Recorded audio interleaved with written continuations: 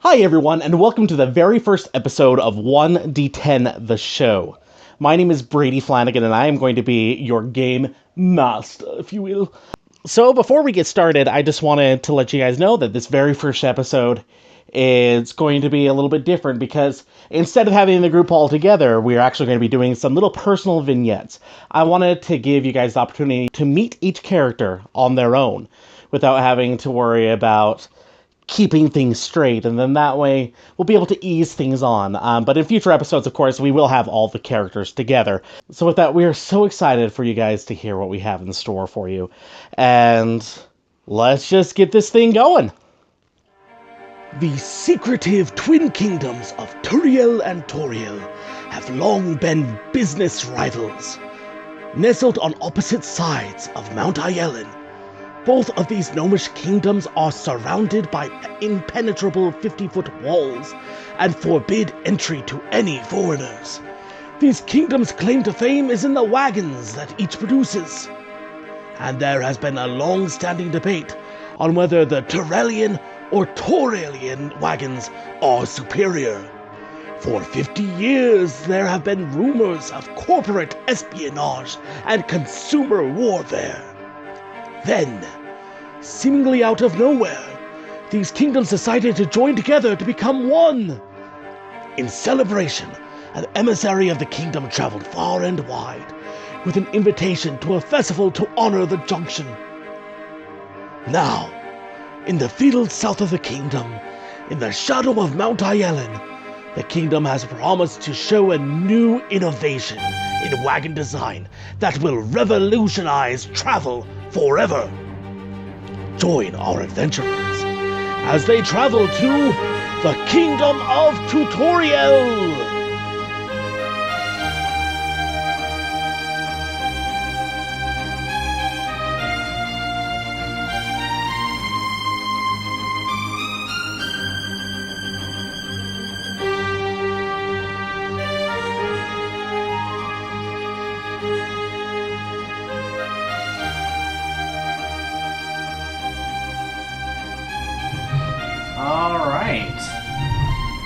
So, Chris! Hi! Hi! So, obviously, we're going to get started here, but before we get into the festival and what exactly your character is doing there, I want to know more about the character himself. So, can you give me some details, like what's his name, his race, a little bit of his history, all that jazz? So Trilby is a half-orc, grew up in a sort of half-orc society, and he didn't really want to go into the family business of murdering and slaying and, treasure-seeking, and so instead he wanted to become a bard.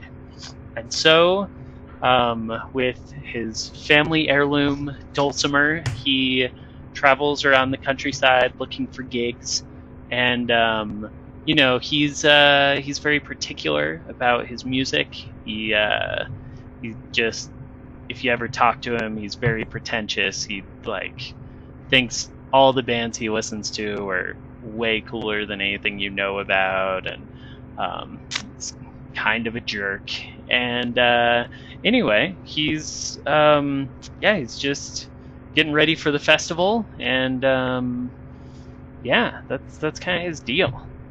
Okay, all right. And so, what about his professional life? What do we need to know there? What makes him special? You mentioned that he's a bard, but Trilby is not immensely successful. Okay. He kind of has a hard time working with people. He tends to, have a lot of demands. He's kind of a diva. And so, he's a diva, but without having really any reason to be. He hasn't paid his dues. He hasn't really come up in the world. He's just kind of thinks he's hot stuff and can't understand why the world doesn't see that yet. Oh, okay. Well, let's talk about what he's doing at the festival, because obviously with that background, he's going to think he's pretty hot stuff at the festival, right? Yeah, so either, due to some kind of scheduling conflict or an unannounced change, or he's just outright lying. Trilby is not, as he announced to his friends and family, playing on the big main stage of the festival. He's not even playing, really where most people can see him. He's more around like the food area and being paid in turkey legs and a couple of flagons of brandy wine. All right, well, let's just get right into it then, because I want to see a little bit about how things are going for Trilby. And so here we are, the day of the festival. The festivities are going splendidly. Everyone is so happy. This entire field to the south of the kingdom of Tutorielle is just abuzz with excitement. And there, in the back, away from the main stage, near the services area, in fact, next to a latrine, we have Trilby, the half-orc bard. Yeah, this is, okay, alright, great crowd there. Yeah, no, I understand. You do your business, but come back when you're done. I'll be keeping an eye on the little occupied slider on the latrine. Anyway, great crowd tonight. Gonna play some excellent tunes for you, and I think you're really gonna like it. I think it's gonna expand your mind a little. Some stuff maybe you haven't heard before.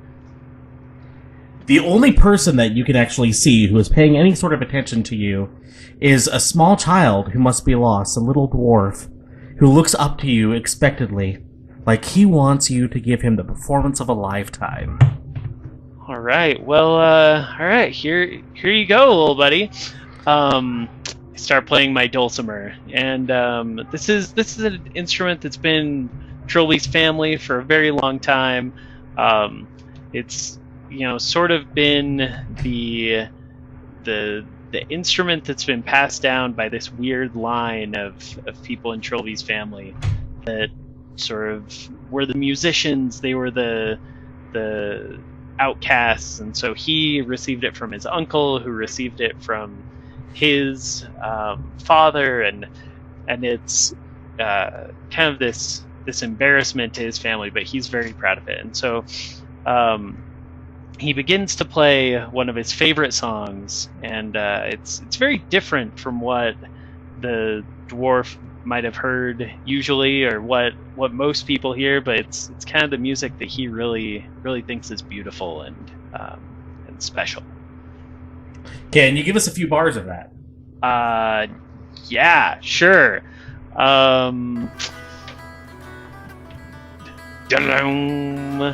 I'm here at the festival, playing on my dulcimer. I'm here just singing a song, and it's a good song. The dwarven boy simply smiles and nods along to your wonderful song. Oh, hey, little guy. Where'd you come from? He's still smiling and nodding. Something definitely seems a little bit off here. Okay. Are you lost? Still just smiling and nodding. I'm gonna roll a perception check and see what's going on with this weird little dwarf kid. See if I can see his parents around or something.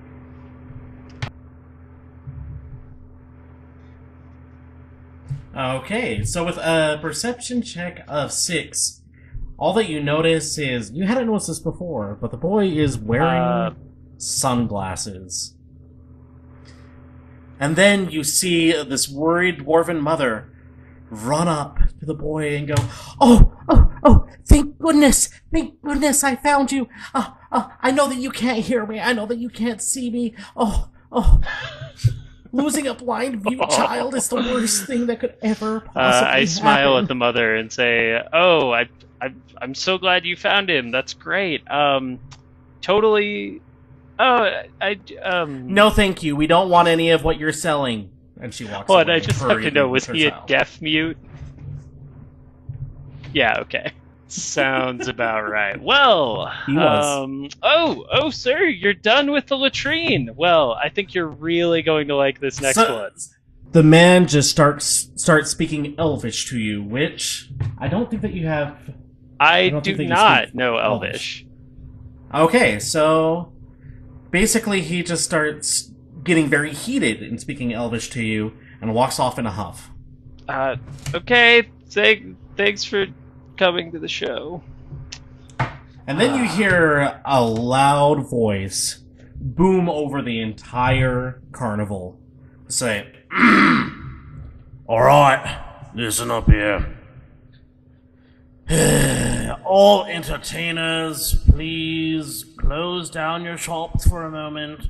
We have to mix things up since half of the people here are running booths. We need to make sure that, well, you have everything going the way that it should.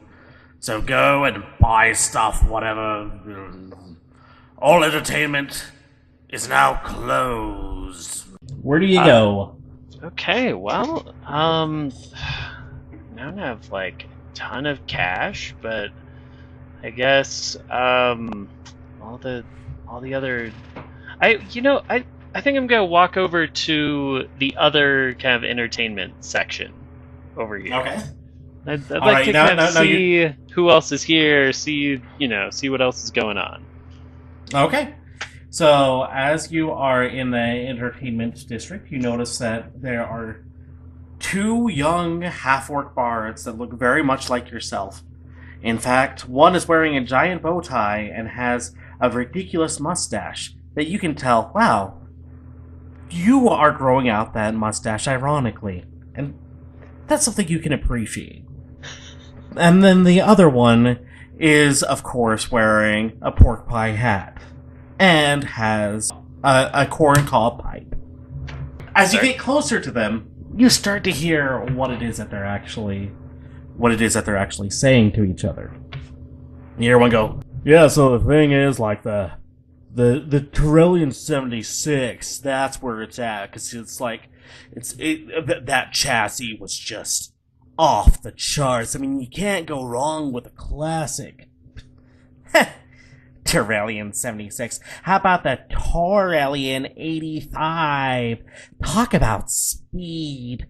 I mean, those wheels must have been oiled with the sweat of bronze dragons. Yes, speed. I guess you could have speed, unless you want safety. Do you remember, like, that presentation that they had at Hill Hollow with the Tutorielle 95? Man, that was awesome. Like, it withstood an entire bandit attack. Didn't have a single scratch on it. Well, yeah, that's because those were hired actors with rubber-tipped arrows. Then you notice that they notice you. And they notice that you're staring at them. What do you do? Hey guys, wagons, huh? Yeah, cool stuff. Yeah.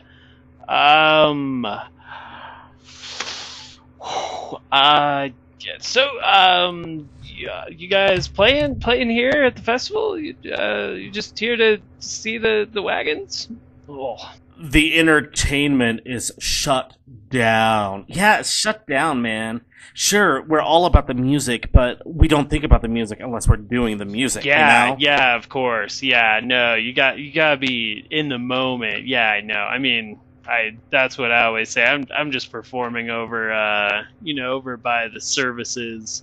Some a little bit smaller venue, kind of more niche audience, All right. Well. Hey. You know what? Listen up. Settle this dispute for us. Tutorielle or Toria? Oh man, What are you about, man? Tutorielle. Ooh, how could I even? Ooh, how could I choose? They both transport goods from place to place and are clearly so different. Which one is bigger? Which half orc is like tougher looking? Can I roll another perception check to see? To see which one is cool?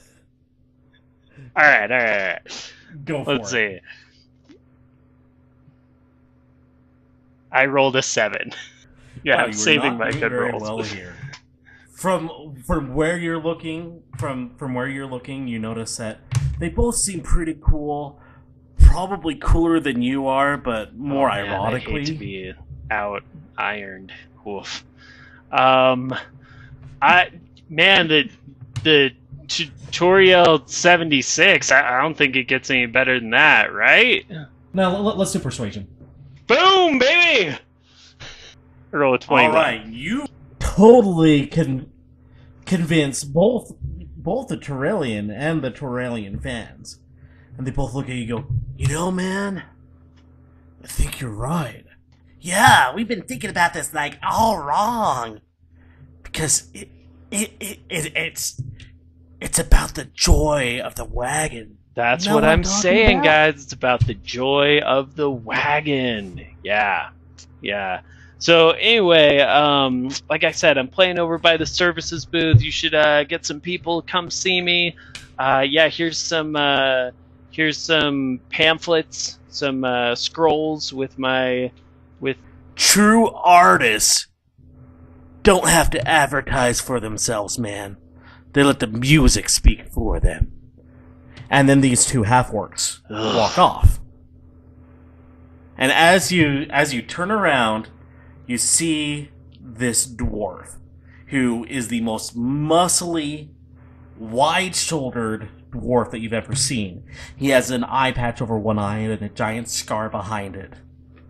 He looks at you, and he goes, "You earned this. Those two have been bugging me all day." And he hands you this little medal with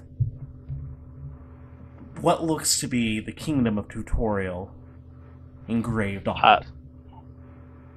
Then you hear a voice that says, "Attention, attention! Please, everyone, to the main stage." That's right, to the main stage. Thank you.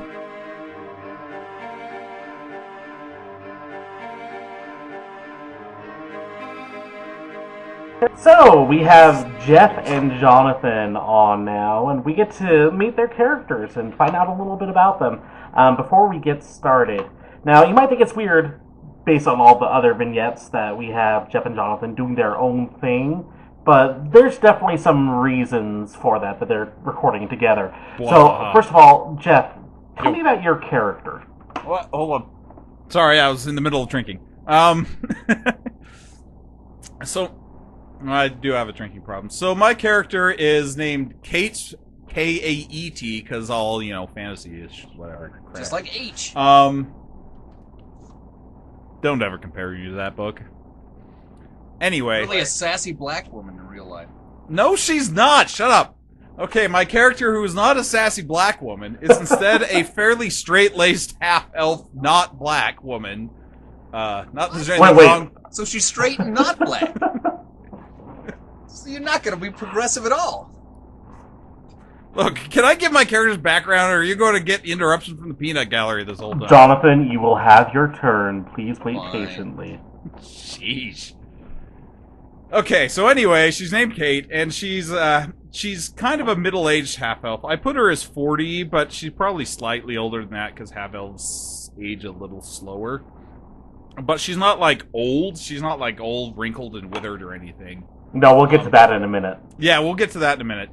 But basically, her story is that she got married really young and then had 2 kids, but the first one died shortly after birth, and then the second one is a son that she that went off to war when he was 16, and that was 5 years before this story, and she's never seen him since. Also, when this kid was about 3, the husband just one day just got up and left. She woke up one day and he was gone, and he left a note that was like, I'm done being married to you. Goodbye. This is based on something that actually happened to my cousin, so I know it actually can happen. Anyway, and so she's kind of she's been through a hard lot. Also, like, everyone in her hometown doesn't really like her much because A, she's a half elf and racism, and also she's kind of feisty and a little grumpy sometimes, and so like she doesn't make friends very easily. The only person in her hometown who even paid her any mind is Jonathan's character, but we'll get to that in a minute. They have a weird relationship, but hopefully it'll be entertaining. But anyway, Okay. so not too long before the story began, she decided to join the Church of the whatever sun god that we haven't actually named yet. We'll come up with something. We'll come up with some Solaris. That's not. There we go. yet. I like that. Solaris. Solaris is the name of a city. From Solaris is a Xenogears. name of like 5 movies. Yeah. We'll come up with something better than Solaris. And I'm pretty sure that there has to be, like, a solar-powered car called Solaris. Probably. That sounds like it's a lot of things. Isn't it like a jet ski, I think, is Solaris? Solaris. Oh, that's right. We'll come up with a name later. Rigel 7. Anyway, and the reason she decided to join the Church of the Light God is because light is kind of a symbol of, like, rebirth and renewal, and she kind of wanted to get a fresh start in life, since everything from her previous life made her really sad. And so, she basically wants to seek, like, you know, like when somebody has their midlife crisis and they want to suddenly go traveling a lot. That's kind of at the point she's at. Okay. And so when her sun god or whatever just had a booth, like, she's at this healing booth at this carnival. You know, like, there's always like a first aid station or whatever. That's kind of where she's at. Also, kind of peddling her religion too. Okay. That's kind of her at the deal at the moment. All right. Well, Jonathan, let's hear about your character. So my character is a little less noble. She was the next door neighbor to Jeff's character Kate for years, and she's this old elf who's been around forever, and she's a bit of a gossip, a bit of a busybody, and she would always kind of get in arguments with Jeff's character Kate, but they were secretly kind of friends too, and she'd always babysit her kids, and she did feel sorry for her when the creep ran out on her. Right. Her name is the mysterious Madame Magnifique. She's or Magna for short. She's an elf, older than an elf should be. She's kind of world weary from her kind of living. Right. And she runs a fortune-telling booth, sort of a gypsy. Tells fortunes, she's a mage, she mostly focuses in illusions. Just to make a quick buck, she's not very good as a wizard, and to start off, she hardly has any offensive spells or defensive magic, because she's not really a fighter at all. Right, it's mainly just the illusions. Right, just for her craft that she does. Illusions, Michael. All right. So it'll be Excellent. kind of whiplash for her to be thrust into an adventuring party, and so I'm hoping for some good conflict out of that. And the only person she'll eventually trust to start off is Kate, even though they kind of have this Golden Girls Kind of. relationship going on. Yeah. This Golden Girls thing going on. Except for Kate's not that old. Everyone's like, oh, maybe that can become a running gag, because everyone thinks she's like super old, and she's like, I'm only 40, and Magna's like 186. Anyway, it is the day of the festival, and both of you have been enjoying your times running your booths. Now, Jeff, obviously, Kate's going to be in the services section. Right. But just kitty corner from where Kate is sitting, she notices halfway through the day that there is a booth run by none other than Madame Magnifique. This can't be a coincidence. Hello, mon chéri. How come you follow me everywhere I go?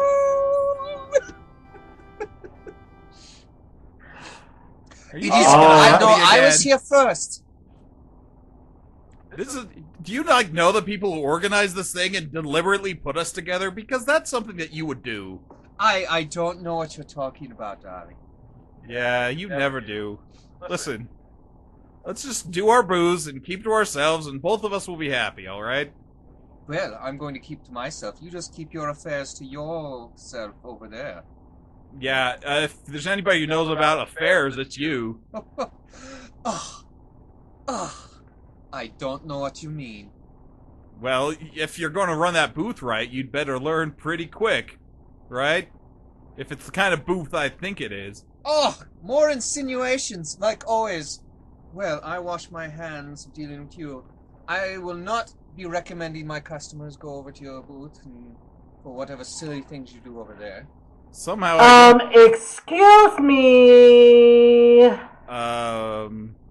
Excuse me. Don't you know it's rude to Somebody's interrupt our conversation, darling? Who are you? Can we... Excuse me, I am not speaking to you. I'm talking to this supposed holy person who can help me. I broke a nail. Hold on, she broke a nail. Yeah, come over here, I'll fix your nail up. Just right. So this woman, she is a human. She looks to be in her early 20s, and she looks like she has quite a bit of money. And you're wondering what she's doing out here, running around in more or less a field. And something feels a little bit off with this, but it's up to you whether or not you'd like to help her. Well, that's the spell I'd use. Okay. Let me see here. I'm not sure it works on fingernails, but close enough. Okay, so that is Mending, which is a transmutation spell. This spell repairs a single break or tear in an object you touch, such as a broken chain link, 2 halves of a broken key, a torn clack, or a leaking wineskin. Well, just as it so happens, these fingernails were actually, well, they're fake, of course, but they were actually made of wineskin. Oh, how can I don't know how the physics of that works, but, Well, but luckily... I think it says such as. It doesn't necessarily have to be just those 3 types of things. But okay. They can be made of, luckily, like ivory or whatever fake fingernails used to be made of. I don't know. Right. And so you touch her finger very carefully, very gently, and you cast a spell, and magically her fingernail goes back together. And she looks at you like, that's it. I expected a little bit more pomp and circumstance. Sorry, I can, here I could make them glow if you want. I'm more of a healer than a showman. Fine, show me what you got. Okay, I'll cast light on her fingernails. Okay, which you touch one object that is no larger than 10 feet in any dimension. Until the spell ends, the object sheds bright light in a 20-foot radius and dim light for an additional 20 feet. And this does last an hour. The light can be colored as you like. So how would you like this colored? The same color as her fingernails, whatever color they are.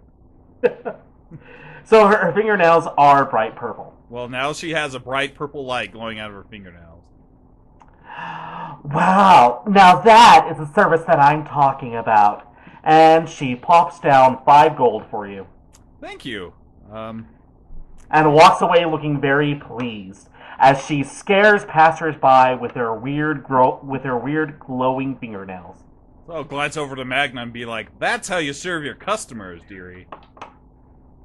You just got lucky that time, my dear. She had low standards. All right. Well, 1 gold for the church and 4 gold for me. That's how it goes. And then, Magna, up to you. Magna, coming up to you, you notice this little gnome who he looks very, very, very nervous about something. He's constantly wringing his hands, pulling at his mustache, and he comes up to you and he goes, "So, can you really tell the future?" Oh, darling, I am so good at telling the future. Right now, I can tell you are stressed out, but come in and let me calm you down. Okay. So the gnome comes into your tent. I'm assuming that you have a tent. Yeah, like a fortune teller's tent. Right. And sits down across from you, and he keeps on glancing behind him as if he's expecting to see someone else at any second walk in to catch what he's doing. Why so serious? Why so nervous, my dear? Tell me. Tell Madame Magnifique. Or Magna, if you prefer.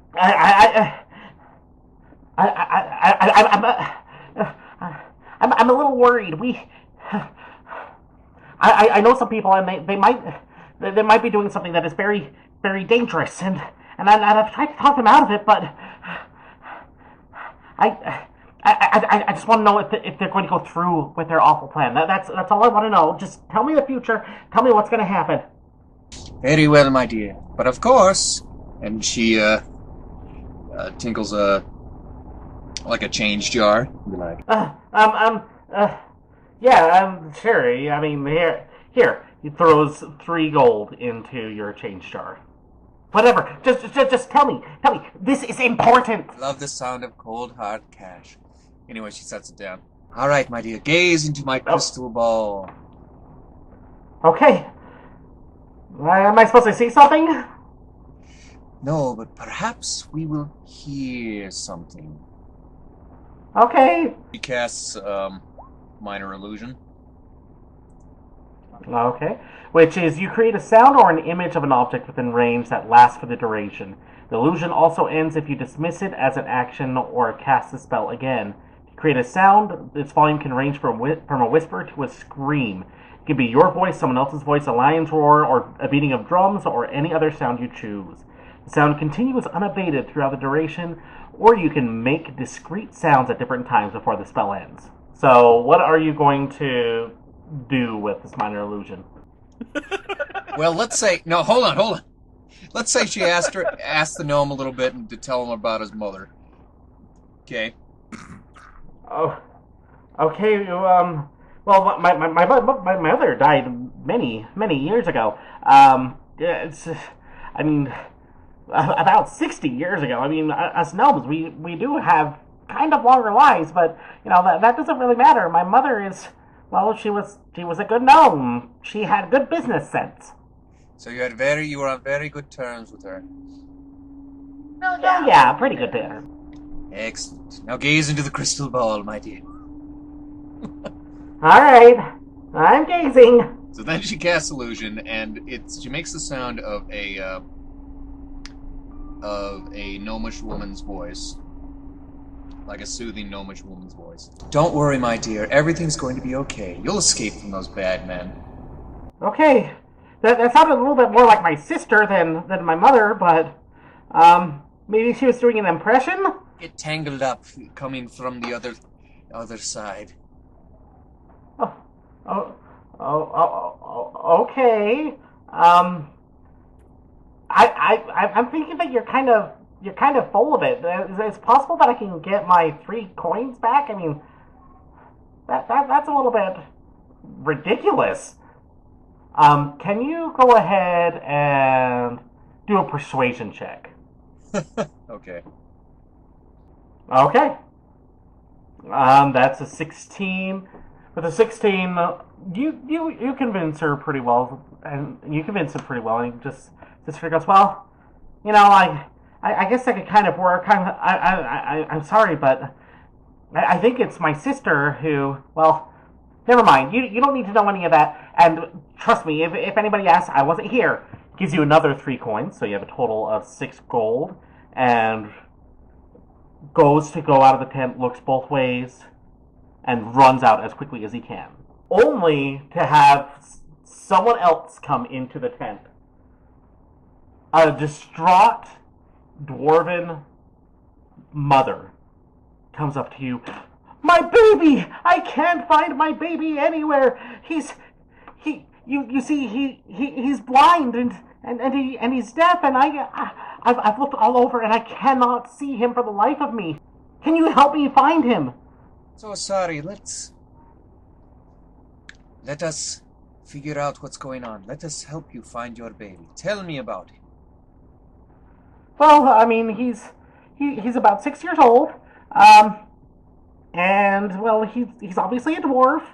I mean, not that there would be anything wrong with having a different race or anything, but he's my natural child, not adopted. Not that there's anything wrong with adoption, but and well, he's deaf and he's blind, so he can't really do much without his mama. My dear, this is terrible. Let me see what Madame Magnifique can do to help you out. All right. Can I hear this outside the tent? Yeah, because this distraught mother is very, very loud and noisy. Okay, just wondering. I can definitely help you, my dear. She tinkles the change. I don't have much, but I have one gold piece. Well, please just help me find my son. But the spirits do not work for free, you understand. Okay. She gives you the one gold piece. Magna tickles the jar and set it back down. Alright. Concentrate with me into the crystal ball. Okay, I'm concentrating. And she casts Find Familiar. She conjures a raven. With fire in the brazier. Poof! Poof! With fire in the brazier and everything. And she brings the raven out. Says, and it perches on her arm. It says, and she like pets it and says, "Go, my pretty, find this lovely lady's little child so it is not lost." And send. Oh, thank you. Lead the way, Raven. And this woman follows the raven outside of the tent. So when she comes out of the tent, I'm gonna be like, "Excuse me, miss, can I have a word for a second?" Well, I'm kind of trying to follow this raven, but stay, Raven. Okay. What do you want? When you follow that raven, if she doesn't find anything, come back and see me, okay? Go, follow it. Okay. All right, go, Raven, go. That's all. So the raven flies over over near this half-orc bard. Okay. And the woman finds her son kind of listening, but not really, because you know that he's blind and mute. Right. To this half-orc bard, and she runs up and picks him up in her arms and says some things that you can't quite hear, and then runs off. Okay. And then So she doesn't come back? Yeah, she doesn't come back. Alright. And then you hear this voice just boom over the entire carnival. Alright, listen up here.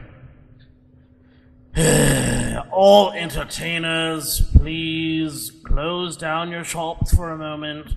We have to mix things up since half of the people here are running booths. We need to make sure that, well, you have everything going the way that it should. So go and buy stuff, whatever. All entertainment is now closed. I say, wow, who peed in that guy's oatmeal? I know, darling, I know.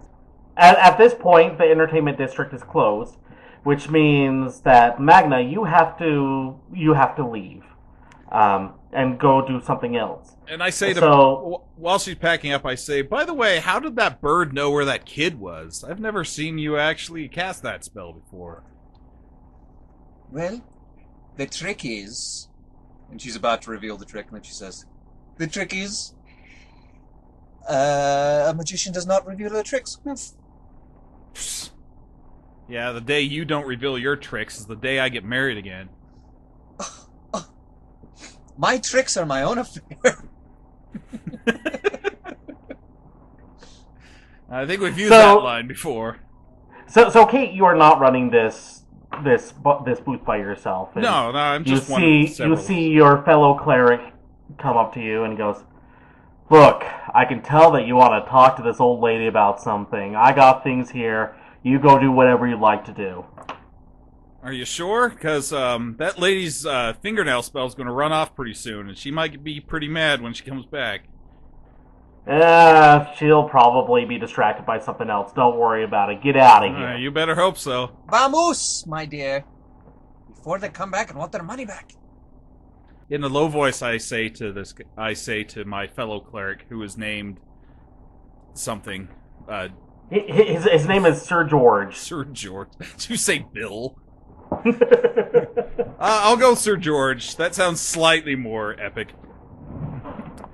But if you have any excuse for me to come back, and if I give you the signal, come up with a reason for me to come back. Send a messenger. All right. Go and have fun, you crazy kids, or whatever. I don't know. Just go. Get out of here. Where would you guys like to go? I don't know. All the entertainment's closed, and she was just there to make money, so I'll follow wherever Magna goes, I guess. I don't know about you, my dear, but I'm feeling a little peckish. Let's try some of this exotic gnomish food. All right. I guess I do have to get out of my bubble. Okay, so you guys walk over towards Merchant's Row, and you see several different food carts of varying sizes and varieties. You smell something absolutely delicious for one particular cart, where you have a giant piece of meat just going slowly rotating over a fire. And then you see across from that a salad stand where there's a poor old man crying because nobody wants to buy a salad. Hey, you're an elf. That means you're a vegetarian, right? I'm just assuming, because, elves, am I right? Sorry, I get this all the time. Look, I'm gonna go have some meat. Where are you going? Oh, that meat will go straight to your hips, dear. Oh, I wonder if they have any of those lovely pitas.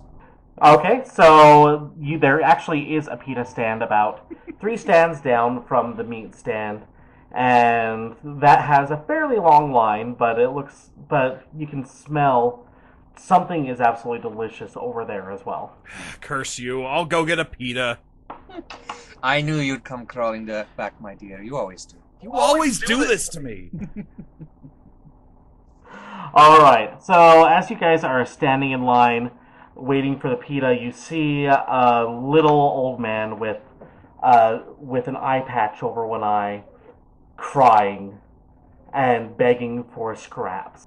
You don't have to talk to him if you don't want, but I just wanted to make sure that you guys knew that your fellow man was there and obviously needing some help. Out of character. Look at the plot hook. There it is, in neon sign. Look. Once we get our food, with that I'll see what I can do. Oh, thank you, good man. I appreciate it. I haven't eaten in days. Look, don't go too far. You could probably find some more help if you go and I give him directions to the cleric's tent that I work at. That'll probably be more helpful than just begging for scraps. That could work if you would like to do that. That's what I do. Okay. They go this way and that way and this way. They can help you out more than this crowd can. And they will give me food? They might. All right. Thank you. I appreciate it so much. And the man runs towards the services so that he can find the cleric's tent. At this point, Magna, you are at the front of the line, and you see The merchant is a dragonborn who looks you over and goes, "Alright, what do you want?" Well, I am not so much on the meats, but do you have anything with delicious cheese and vegetables? Yeah, we have this, we have some of this stuff. Now, I'm not much of a cheese connoisseur myself, but we got some, feta. Feta, that's what it's called. Feta. And we have some lovely roasted eggplant, some lettuce. Mostly people just want meat, but, whatever. We have all types here at this carnival. I will go the veggie route. Alright. So he goes and he puts everything in this pot, casts a fire spell to bring the fire up just to the right level, to get everything to a nice crisp char, which you would want on vegetables, apparently. And puts it in the pita and gives it to you and says, "Okay, wait, 1 gold." Of course, my dear, and she fingers the one gold there, but is like, "And do you have any exotic wines here?" "Oh, yeah, well, sure. Check this out." He opens up a cupboard, and there you see all sorts of varieties of wine of different colors. There's even some gray wine, which looks like the least appetizing thing that you've ever seen. Red wine, white wine, and all of them look aged to perfection. Excellent, darling. Give me one that is not too old and not too young, just like me. I say in a low voice to the guy, "That means get her the oldest one you've got." Okay. Thank you. I was a little bit confused by that. Quiet, you. Alright. Pulls out this bottle and tells you this was bottled in Hill Hollow over 600 years ago. The wine in Hill Hollow, they say it's mighty fine. Wine in Olalo, it is nice, great wine. That's my second Now, verse to that song. I have to be honest with you, I'm not even sure that it's wine in here, because the label wore off years and years and years ago, but it looks pretty similar to wine, so it's a crapshoot, but if you want it, I'll give it to you for another 2 gold. That seems pretty steep, my dear, especially if you cannot guarantee its contents. Okay, can you roll a persuasion check? Okay, with a 16. Alright, fine. You know what? But if my boss comes by and asks, I definitely charge you 2 gold for this. But I'll just take 1. Come on. Very well this time, only because I'm interested. And so she takes. Alright. Okay, so you have the very old wine? Question mark now in your inventory. And then he looks at Kate. "And what would you like, miss?" Oh, I've got to watch my figure, so give me one of those veggie pitas and just fill it 3/4 full of meat, please. Okay. What kind of meat would you like? Sorry. Sorry, what was that, Magna? Magna says, "You'd better watch your figure because nobody else is." I said, what was that, Magna? Oh, I don't know. I was just talking about this new wine I bought. Oh, look at how lovely it is. Oh, that's what I thought. What kind of meat do you have? Alright, well, of course, we got beef, we got pork, we have unicorn. So, what would you like? Try the unicorn. Let's go with the beef. Okay.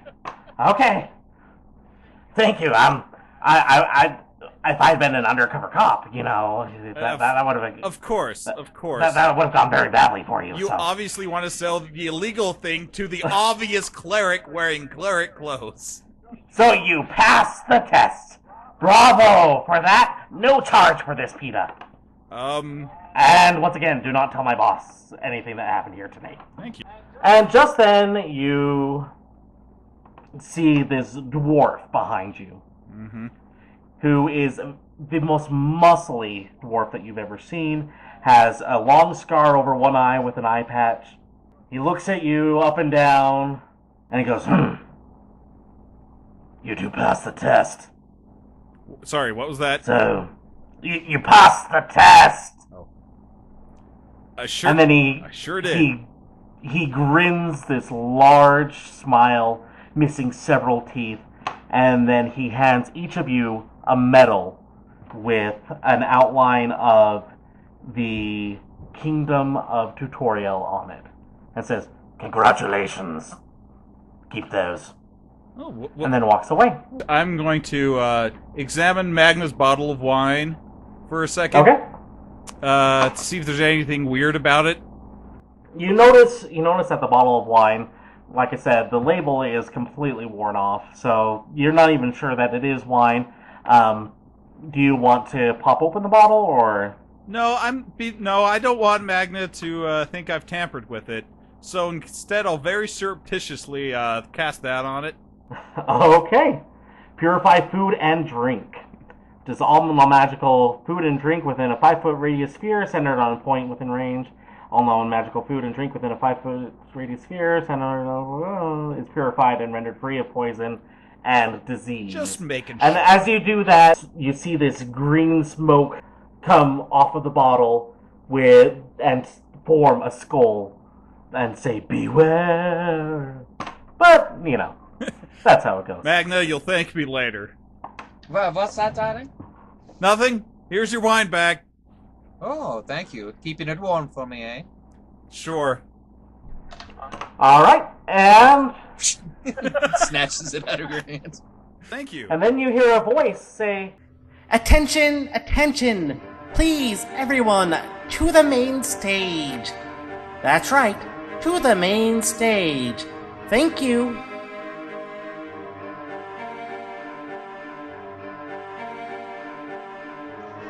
"Hey everyone, Brady here. I hope that you're enjoying our very first episode. We're very excited about the places that we're going to go with this story, with these characters, and it's going to be quite the journey, and we want to keep on bringing you along with us. So I'm gonna let you finish the episode. But first, I just wanted to do a little quick shout out to all of the wonderful people that decided to take on this venture with me. This has been brewing for a little while in my head, and I've been coming up with ideas, and just to see it start to come to life is absolutely magical. And to keep that magic rolling, we definitely could use your help. We want to make sure that we give you the best possible quality that we can, as far as, audio and story and all that jazz. So if you're enjoying what you're seeing, go ahead and check us out on Patreon. I'll go ahead and leave a link to the Patreon in the show notes. If you're watching this on YouTube, then that will be, of course, in the description. And we're going to have some great rewards for you. And we're happy to have you as part of the community. Of course, if you don't want to give, that's fine. I completely understand. You'll be missing out on some cool stuff, but yeah, it happens. You'll still be able to get a lot of great content from us, and we look forward to showing you guys what we've got. And so with that, let's just go ahead and get right back into the episode. And enjoy!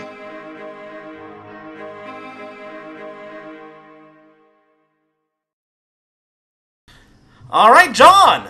Hello. How's it going? It's going good. You doing good? Got my Roll20 all pulled up here. You excited to get your Akula on? That is correct. Yes.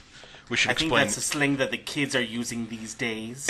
We should explain who that is, probably, right? Well, yeah, let's go ahead and get into it. Let's talk about your character. So Akula is his name. He is a human fighter. Part of me thought that, like, I don't know. I think I'd played as a kid before and played like as a wizard or something, and I wanted to do something different. I've never done fighter, and he's just a straight ahead fighter. That's it. So he was in the town guard and is trying to become the best duelist around, and so he's left his homeland behind and is headed looking for a fight. All right. Well, how did he exactly get to the festival? So on his travels, doesn't have a whole lot of coin.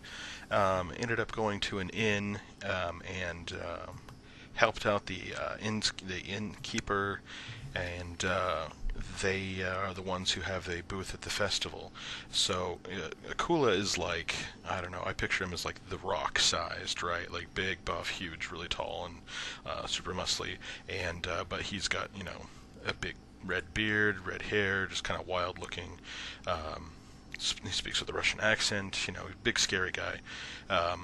But he goes to this inn, which just was the best available in the area, and it's run by a family of little halflings, little hobbit ladies, and he is just catnip to them. He is just like, it's just like, oh my, you're so strong and handsome, and just, you know, all about that. And so he quickly ingratiates himself with them by, you know, helping out around the inn, and they, you know, tell him, well, we signed up to do a booth, but we actually can't do it, and we really need someone to cover for us because we, you know, really could use the money. And he agrees without knowing what's going on, kind of, you know, twisted his arm, and turns out he has to man the kissing booth at the Tutorielle festival. So the lesson learned is always ask questions before you agree to favors for people, I think. Right. I'm looking forward to seeing where we go with this. Yeah. All right, so let's just get right into it. So it is the morning of the festival, and your booth has been ridiculously popular. Well, in fact... Yeah. Akula's, you know, he's the dude. Yeah. And in fact, let's say you have given 55 smooches today. Whew. So, do I have a chapped lips check I need to roll or anything like that? I don't know how this No, works. I think you're good there. Okay. I mean, Akula knows how to kiss. Was that a good enough impression? That's close enough. Oh, okay. All right. He is no stranger to the ways of the, you know, he gets it. He gets the job done. Now, of course, you know, Akula is also a gentleman, so he's only going to keep 2 out of each 5 coins, because he's going to give the rest back to the little, you know, the little hobbit ladies. To the little hobbit ladies, and so that means that you have 22 gold. Not bad. I don't know what that buys, but not bad. Do I put that on my character sheet here? Yeah, go ahead and put it on your character sheet. Sweet. I get to add stuff to my character sheet. So you have this long line in front of your booth, but you might... I mean, you've been smooching all day, and you... It's just usual day for Akula. Yeah. Most of the time, we have 55 kisses right around lunchtime. And you notice near the back of the line this beautiful, tall, red-haired lady looking innocent and a little lost until she notices your booth. Not And then bad. she walks back up to the back of the line and looks at you longingly. I do that thing where you lick your pinky and your thumb and then you smooth out your eyebrows. And Akula has many looks set aside for this kind of situation, and he throws one across the way there. All right. And then that definitely gets her attention, and she fights her way to the front of the line. Excuse me, excuse me, excuse me. Hello. Hi. Who? Can I get a kiss? Well, that is what we do here. Okay, well, how much is it? Is 1 gold piece. We are doing sale today. I am a pro, and it doesn't seem right to charge more. Okay, well, let me just check. Oh my goodness, would you look at that? I am fresh out of money, sugar. Oh, that's a shame. Your lips were looking mighty tasty. Okay, so I'm suspicious. Can I roll a perception check to see what this chick is all about? Yeah, go for it. Okay. And a 10. Yeah. Does that tell me anything at all? Yeah, you're not very perceptive. All that you see is, oh, pretty lady, walk my way. Oh, Aerosmith. Oh. Akula prefers Rolling Stones, but it's okay. Aerosmith is not bad. Well, that voice was, a caveman voice, so Rolling Stones does make more sense. Hey, there you go. Oh, see, look at that. Oh, it's no problem. We have.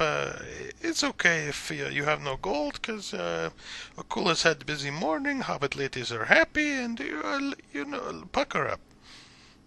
All right. And she leans forward.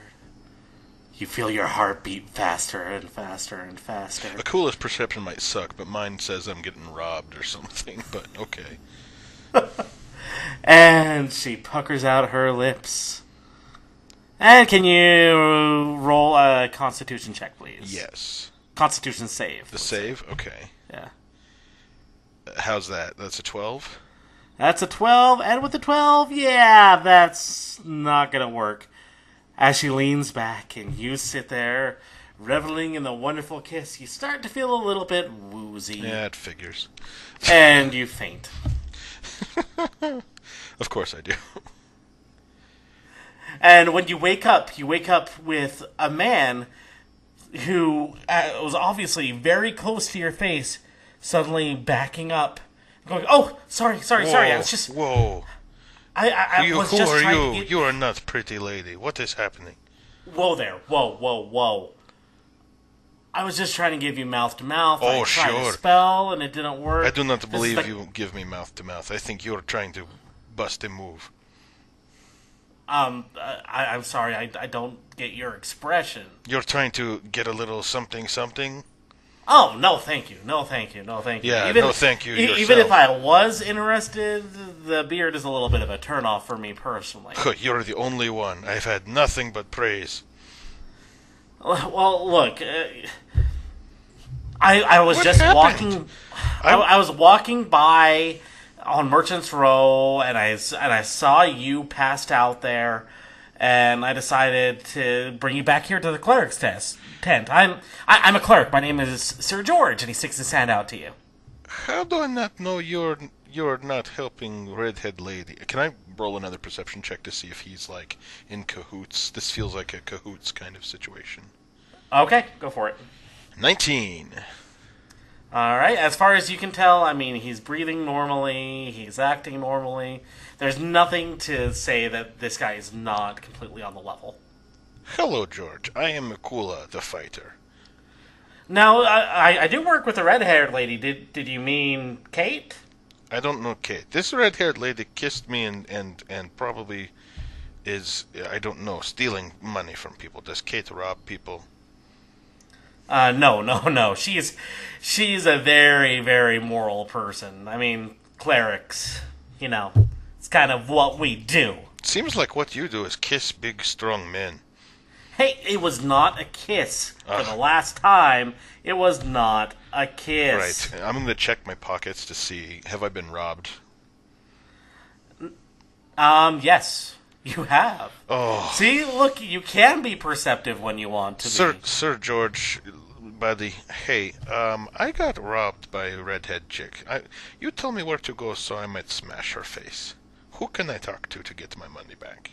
I don't know that they really approve of face smashing here at this festival. I do not care about approval. It's, I'm righting a wrong.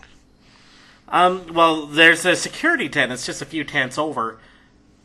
If you just go out of here and then turn left, and you'll run into it in no time. Sounds good. I'm gonna go there. Okay. As you approach the security tent, you see this big, burly dwarf.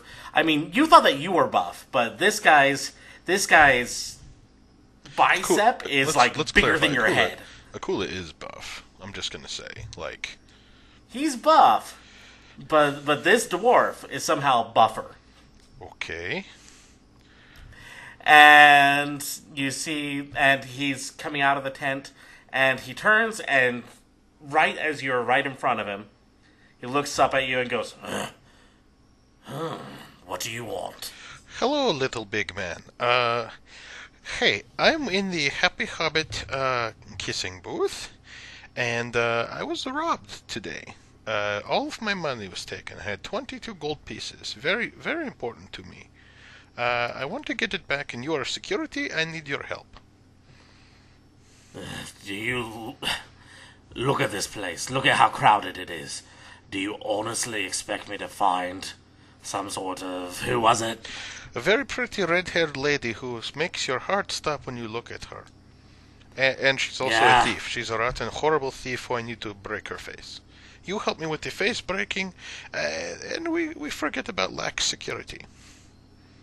Yeah, well, our insurance doesn't exactly allow us to break faces. That's okay. I'm not employee. I just am vengeful third party.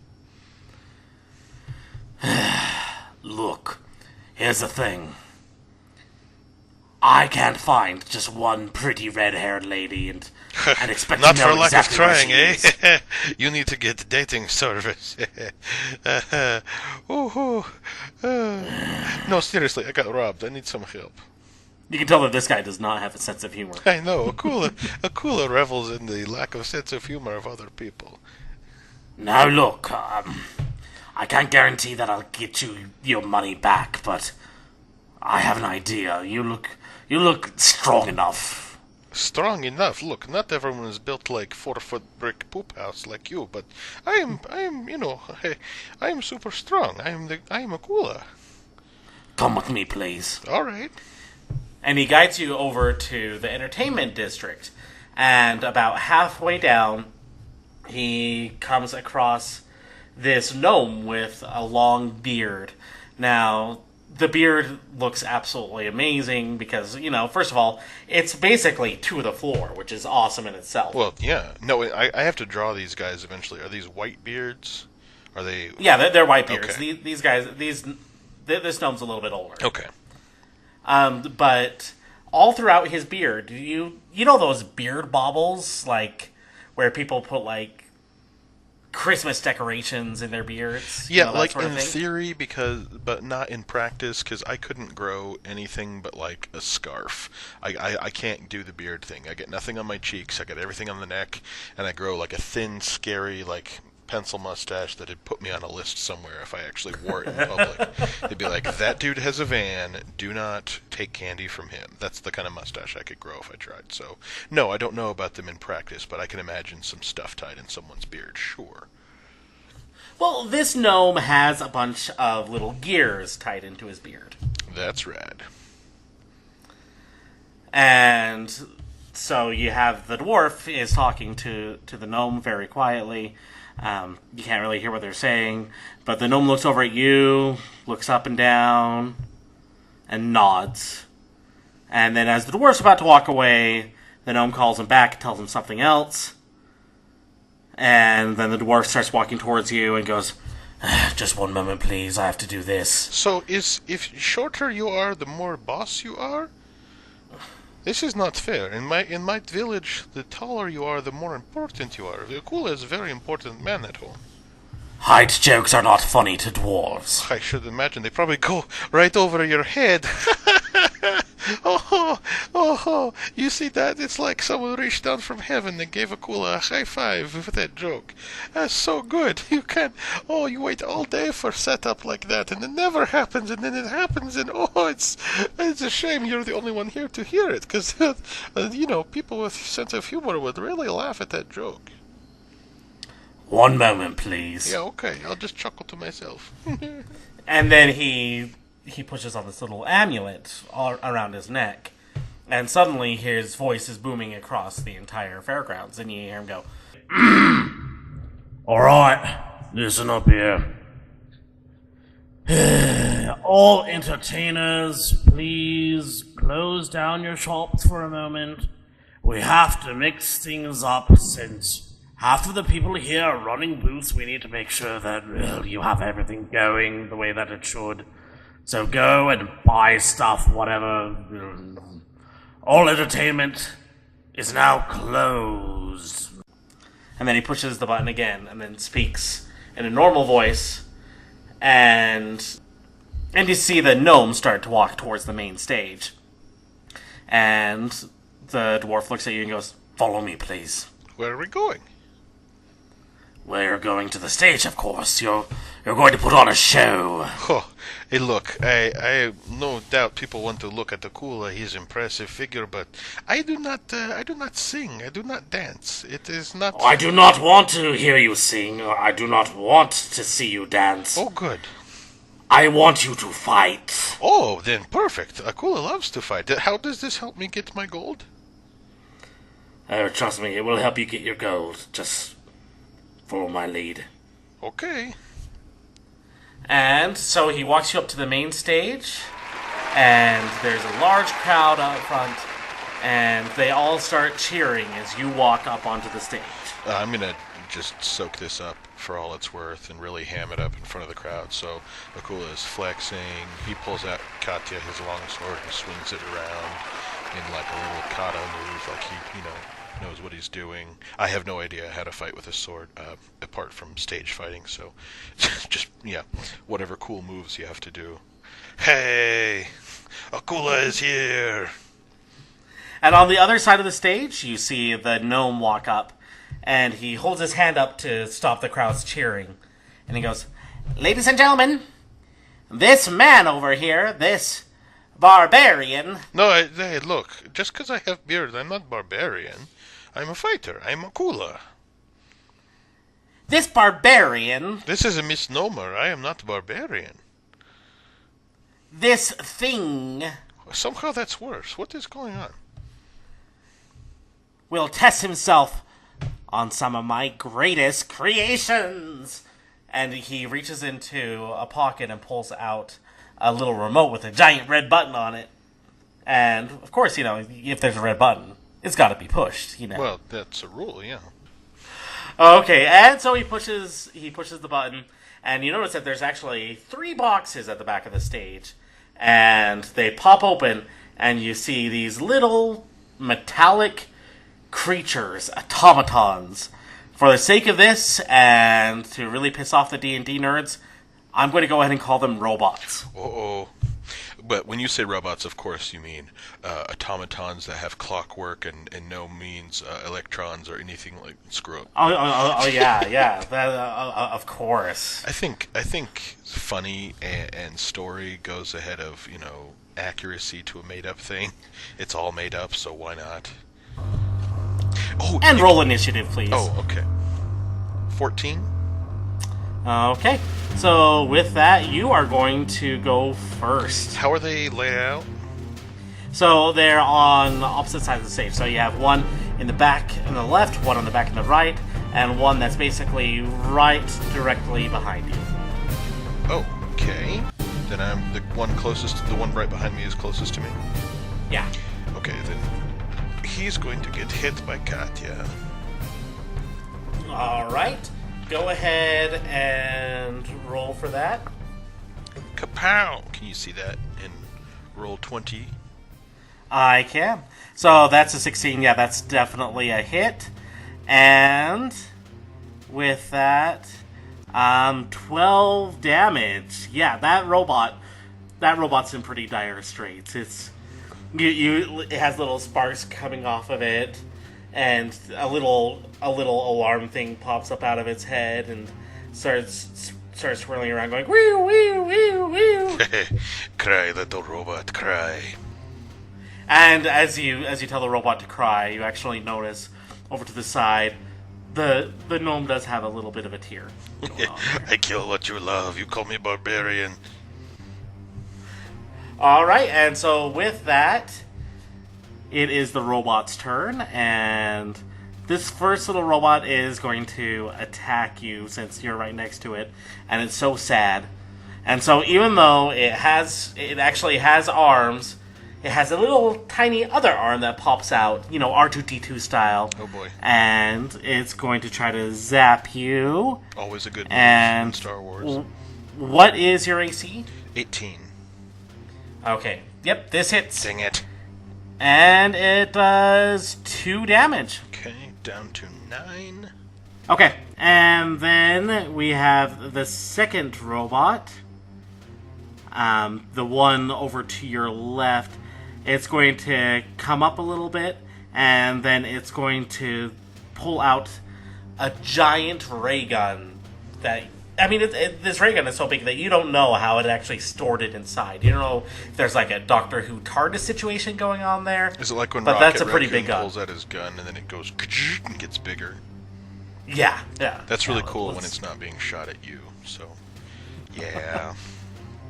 Okay, and he shoots. Ooh, and that is a crit. Okay. You think I would dodge these things, ray gun? Okay. Well, yeah. Well, you're in pretty bad shape because you were just hit for 7 damage. Ooh. Is this is this just like Cyclops blast, or how does this affect me? So basically, it shoots you, and then it's like when you see people get tased on TV. Oh. Where they go. And, like, their hair sticks up, and you see the electrical current go in between 2 strands of hair. Is not good look for a cooler, this hair. It's real shame.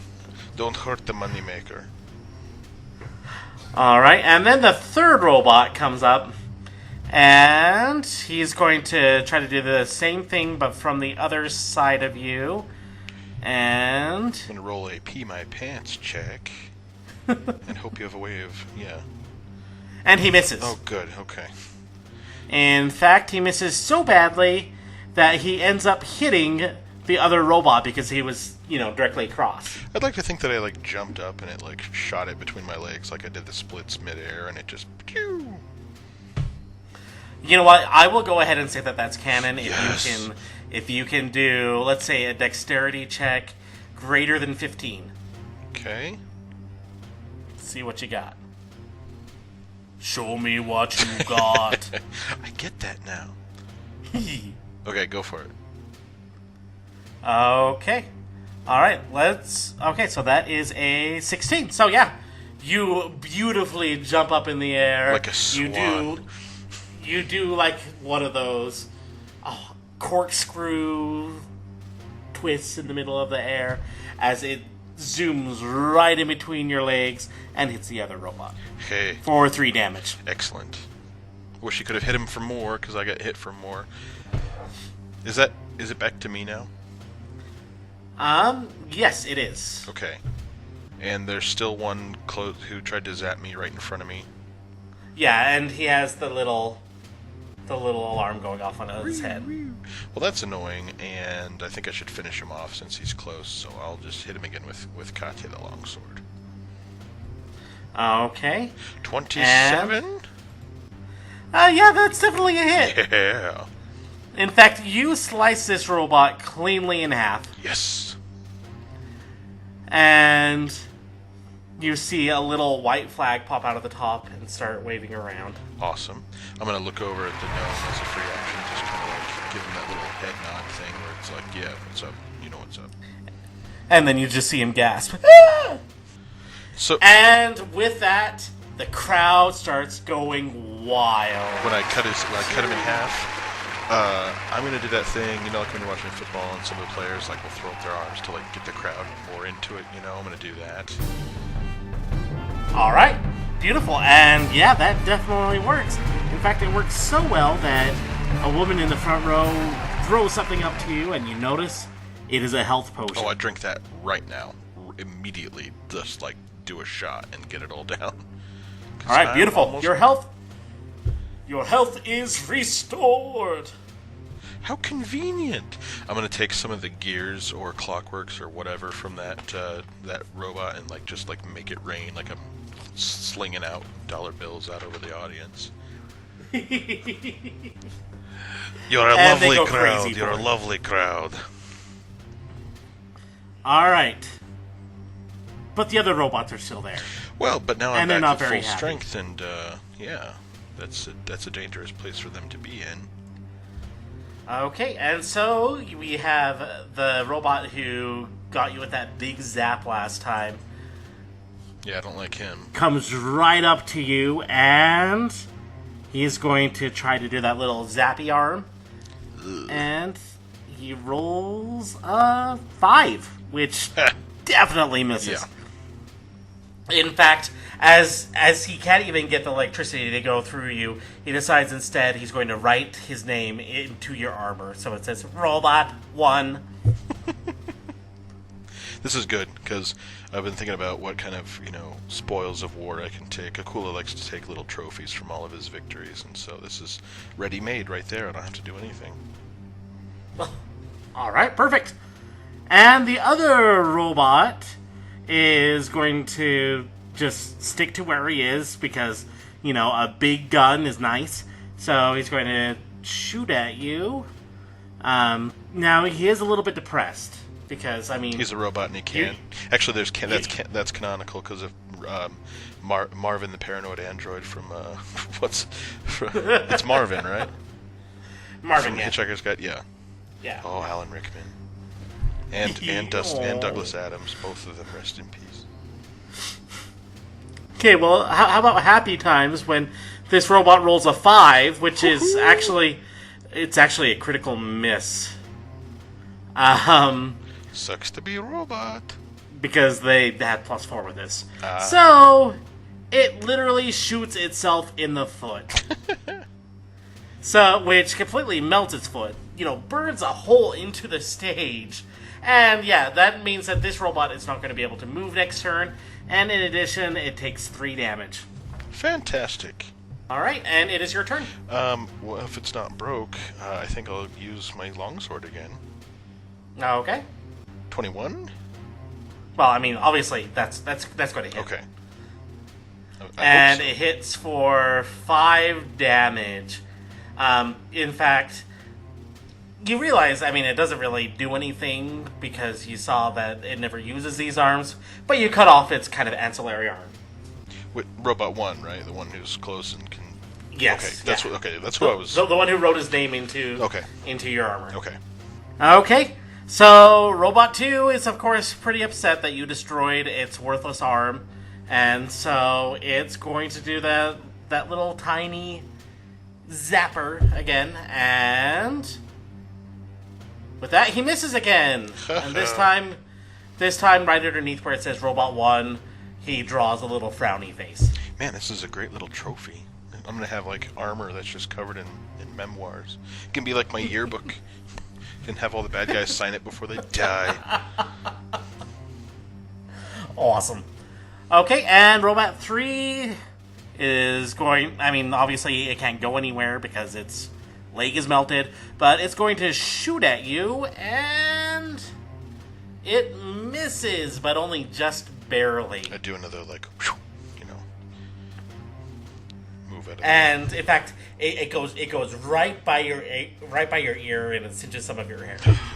Not my favorite ear hair. I didn't specify ear hair, but fine. Alright, well, I think it's time to kill a robot. All right. I don't know how much health he has left. That's secret DM stuff, isn't it? Okay. Then I'm going to roll my Katya dice. I just have to clarify. Mwahahaha means yes in DMs. Yeah, it was ominous enough that I got that. Yeah. Okay. Just had to make sure. I roll 26. Oh yeah, that's definitely a hit, Dang and right. you do 10 damage. Yeah, Kapow. this robot now before you hit it, it looks up at you and says, "But I just learned how to love." Say hello to Katya. And yeah, you slice it clean in half again. Part of me is enjoying this, and part of me in the back of my mind keeps picturing Wally, and it's breaking my heart. You did not find the plant fast enough. The humans are never coming home. So the gnome is over in the corner, and at this point he's a little bit distraught. You can see, he's crying a little bit. I pretend to fake spank the robot with my sword. Like I'm just doing doing the bull dance, feeling the flow, like Happy Gilmore. For some reason, it seems like that made him feel better. What did I just... Ew, what's he into? No, okay, I just do a slit the throat gesture then to kind of cancel that out. That's gross. Okay, and then there's one robot remaining. It can't move. It hasn't had any luck in shooting you. Its comrades have been destroyed. It seems pretty distraught Hey, wait, here. I'm terrible at perception, but I'm good at intimidation. That's one of my better skills. Can I just, like, try to intimidate it and, like, get it to, like, just fly away? Or I guess it can't move. Can I just get it to quit? Yeah. 17. Oh yeah, with that you bring yourself up and make yourself kind of look like a bear, and you growl at it. Can I do a Zorro move, like I'm pretending to slash it from across the way? Oh, beautiful! Yes, It's for you. I'm coming for you. And the robot goes eek, and then you see a little bit of oil leak in between its legs. Yeah, win. And so with that, it's actually going to it's going to get a little bit desperate here. And so, can you roll a dexterity save, please? Yes. 13.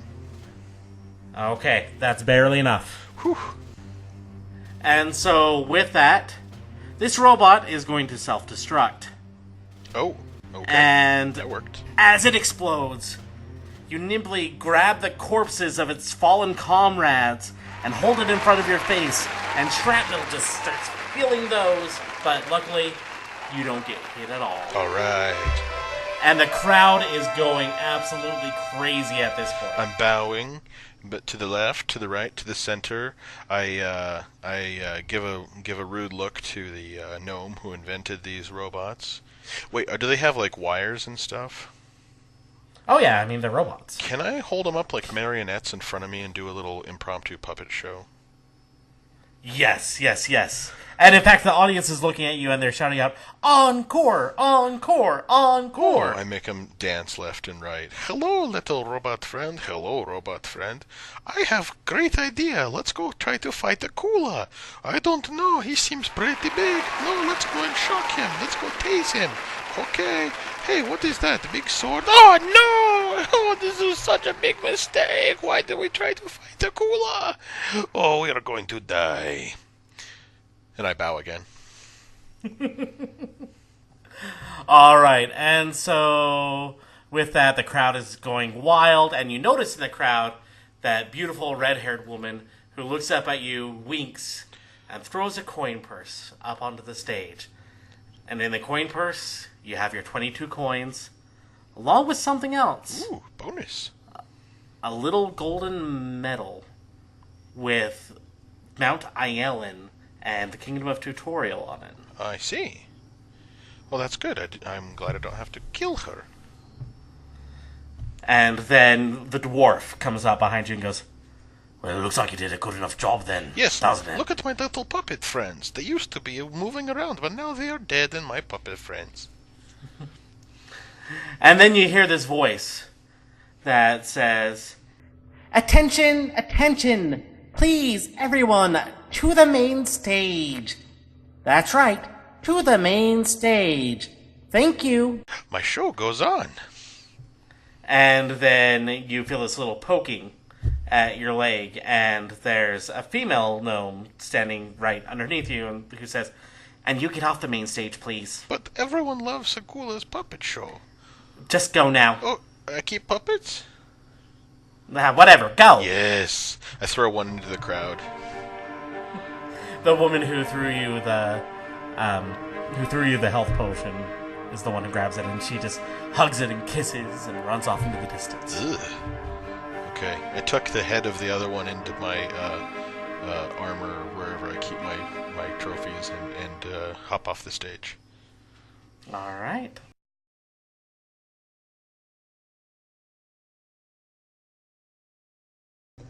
So, Barry! Hi! You are the last one to record. How does that make you feel? Save the best for last. Ah! Yeah, totally. So, we've gotten to meet our wide, diverse cast so far. Right. But now, obviously, your character's even a little bit different, I think, than the rest of them. Yeah, I think I stand out more than everyone else does. Well, yeah, I mean, you have to when you're 4 foot nothing, right? That's right. Yeah, I am very short but stout and mighty. All right, so tell us about your character. Tell us about Carl. Yeah, so my name is Carl Leadhand. I am a dwarf, and that's why I'm short. A hill dwarf, to be specific. And I come from the clan Leadhand. They are a proud band of dwarfs that are looking to break into more of a merchant type atmosphere. Instead of just the whole mining thing, they want to branch out a little bit. But they also have some other areas of we can maybe say of nefarious nature, Right. of them. And I am the son of the brother of the king, of the ruler of our clan. So I'm kind of like the nephew of the king. Right. And so I've been had a good upbringing and a lot of tutelage and everything, and then eventually got to a point where they're like, what are we going to do with Carl? Because we don't want to put him in the mines, and we don't want to have him do this and that. And so they're like, okay, well, we'll train him in some of the arts more in our nefarious affairs. And so they trained me in a lot of the skills dealing with being a rogue, and that's what I am. That's my character class. Is I am a dwarf rogue, which is not very common, I guess you would say, among D&D, having a dwarf rogue. But that's what I am. Okay. That's actually very cool. I'm very excited to see some of the stuff that you're able to pull off. Yeah, man. I'm going to rock it, for sure. So tell me, what are you doing at the festival? So I have a food cart. I am selling foot-long hot dogs and corn dogs if someone wants a corn dog. Okay. So they needed some extra vendors, and so I'm just like, I can do that, and that is what I'm doing here, and maybe some other things on the side. So tell me, what are you really doing at the festival? What am I really doing here? Okay, so one of the things that and it's kind of fun doing this, just talking with the DM and of course the listeners will with be the able DM to on the DL. That's right. So one of the things I was trained in by Clan Leadhand is that I was trained to be a spy. And I mentioned that my clan is looking to get into more of the merchant type side of things. But here we have all these gnomes that are famous for their carts and wagons and other transportation devices. And we thought, our clan leader thought it would be best to maybe do some corporate espionage and steal some secrets that maybe we can be able to apply to our efforts in getting into that industry. So you're just trying to steal some secrets from the gnomes. Totally, man. Totally gonna steal some secrets. All right. Well, you might not be surprised to know that your character isn't alone in this. Okay. I'm not surprised. I mean, we've all wanted to be able to come into this area, but they've always shut us off. And, for me and my stout legs, it's hard to get over a 50-foot wall, so I don't really try to venture to do that. So getting inside the town, I mean, it's not surprising that other people have the same idea as I do. Right. But more than that, the Leadhand clan decided that we might need a little bit of extra help, so they've hired a couple of mercenaries. And your story will actually begin before everyone else's. Oh, okay. The morning before the festival. As you and two others sit around a morning campfire making your plans for the day. There's this absolutely beautiful, tall, red-headed woman named Castella Schreier. Ooh. And you also have a dragonborn with you, named Agon Flameblessed. Alright? Alright. So what's the plan, guys? I know I'm going in there with my cart, to kind of get our in, but You haven't really expressed to me your guys' side of the plan. Well, I think that's exactly what we're going for here. This is Costello. We have to find just the right way to find out as much as we can about these gnomes, you know? And so I've gone ahead and I did a little bit of reconnaissance. And the thing is, I went late last night to see, everyone setting up in that field just south of the town. Because of course, they're not going to actually let us into the town, right? Well, not yet, yeah. And so the interesting thing is, as I walked around the festival grounds, I did not see a single gnome. That is weird. very odd, right?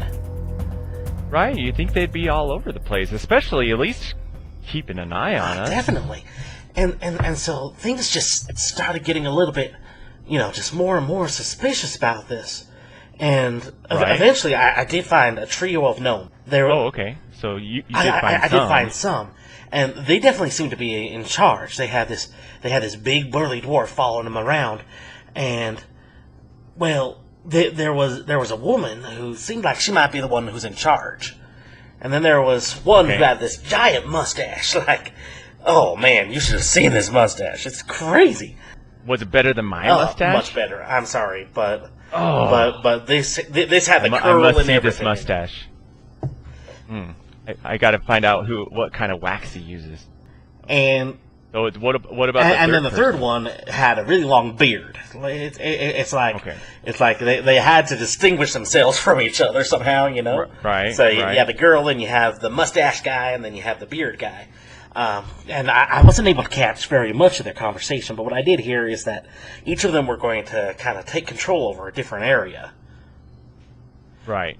Okay, so they're kind of like supervisors. Right. Or at least that's what it seemed to me. But once again, why were there only 3 gnomes? Right? You think they're... And what's with the dwarf being with the gnomes? I wonder if he's, like, hired help or something? But having...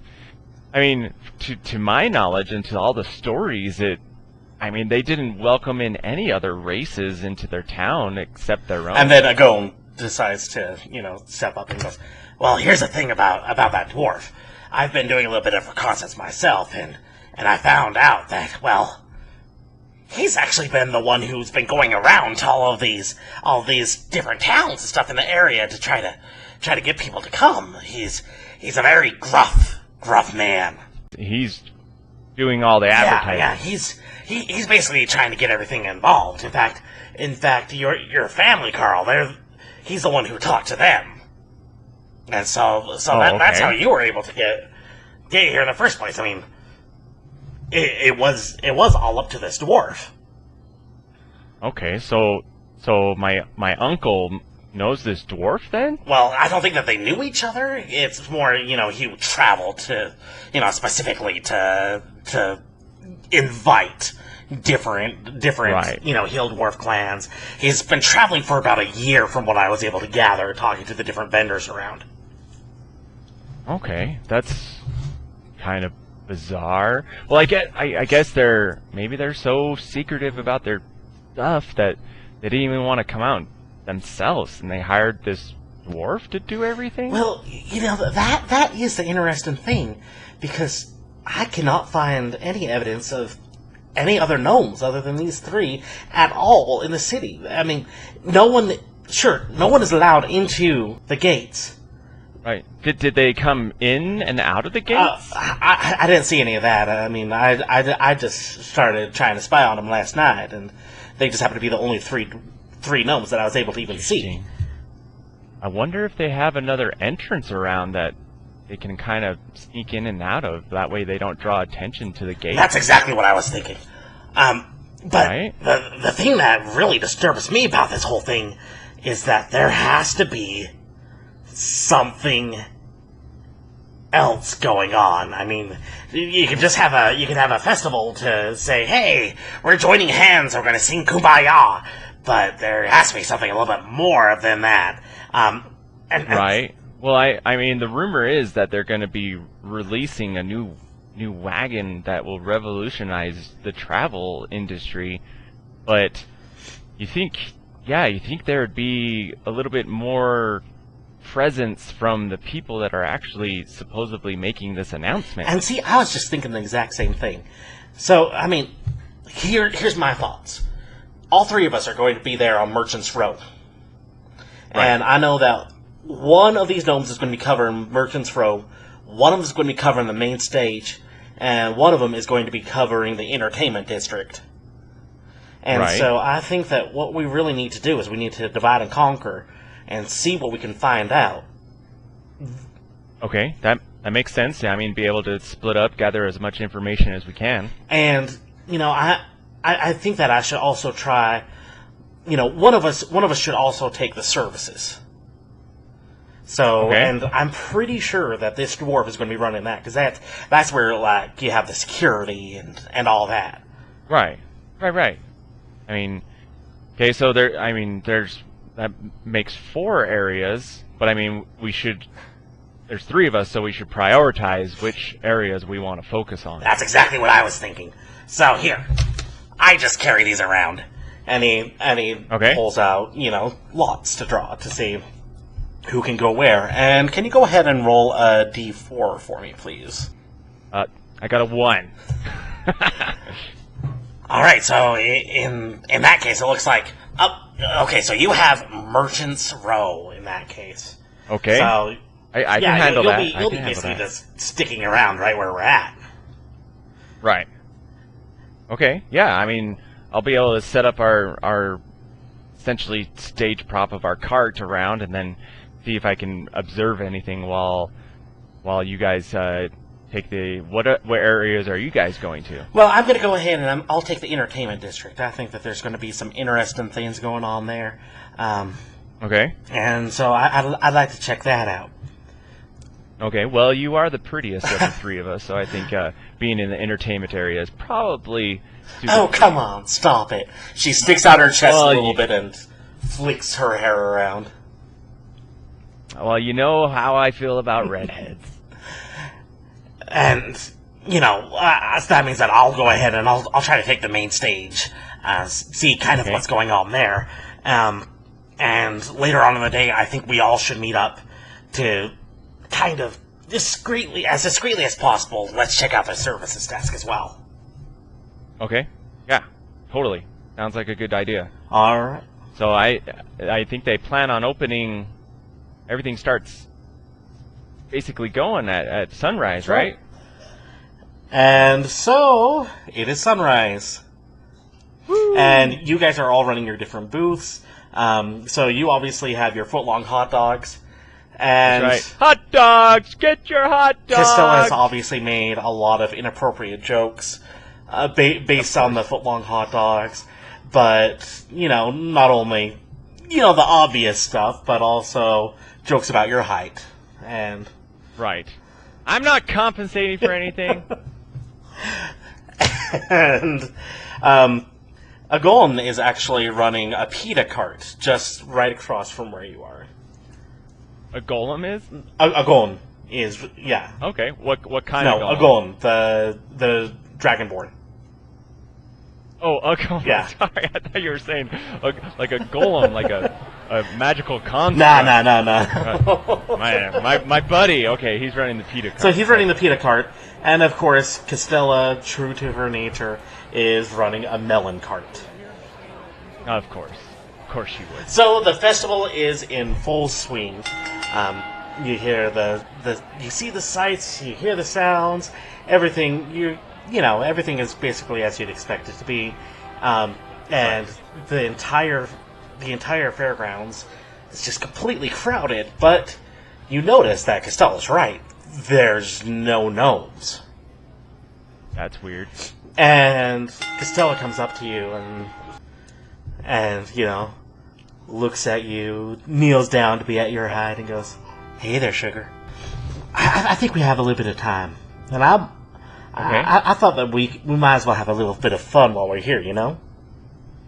Well, I'm always up for some fun. So here's what I was thinking, and well, let's do a little bit of a wager. I want to see which one of us can nick the most gold from someone. are we picking certain targets, or is it just? Well, it's a free-for-all. I already know who my target is. Okay. But it's up to you so who I you know. want I need to to. choose.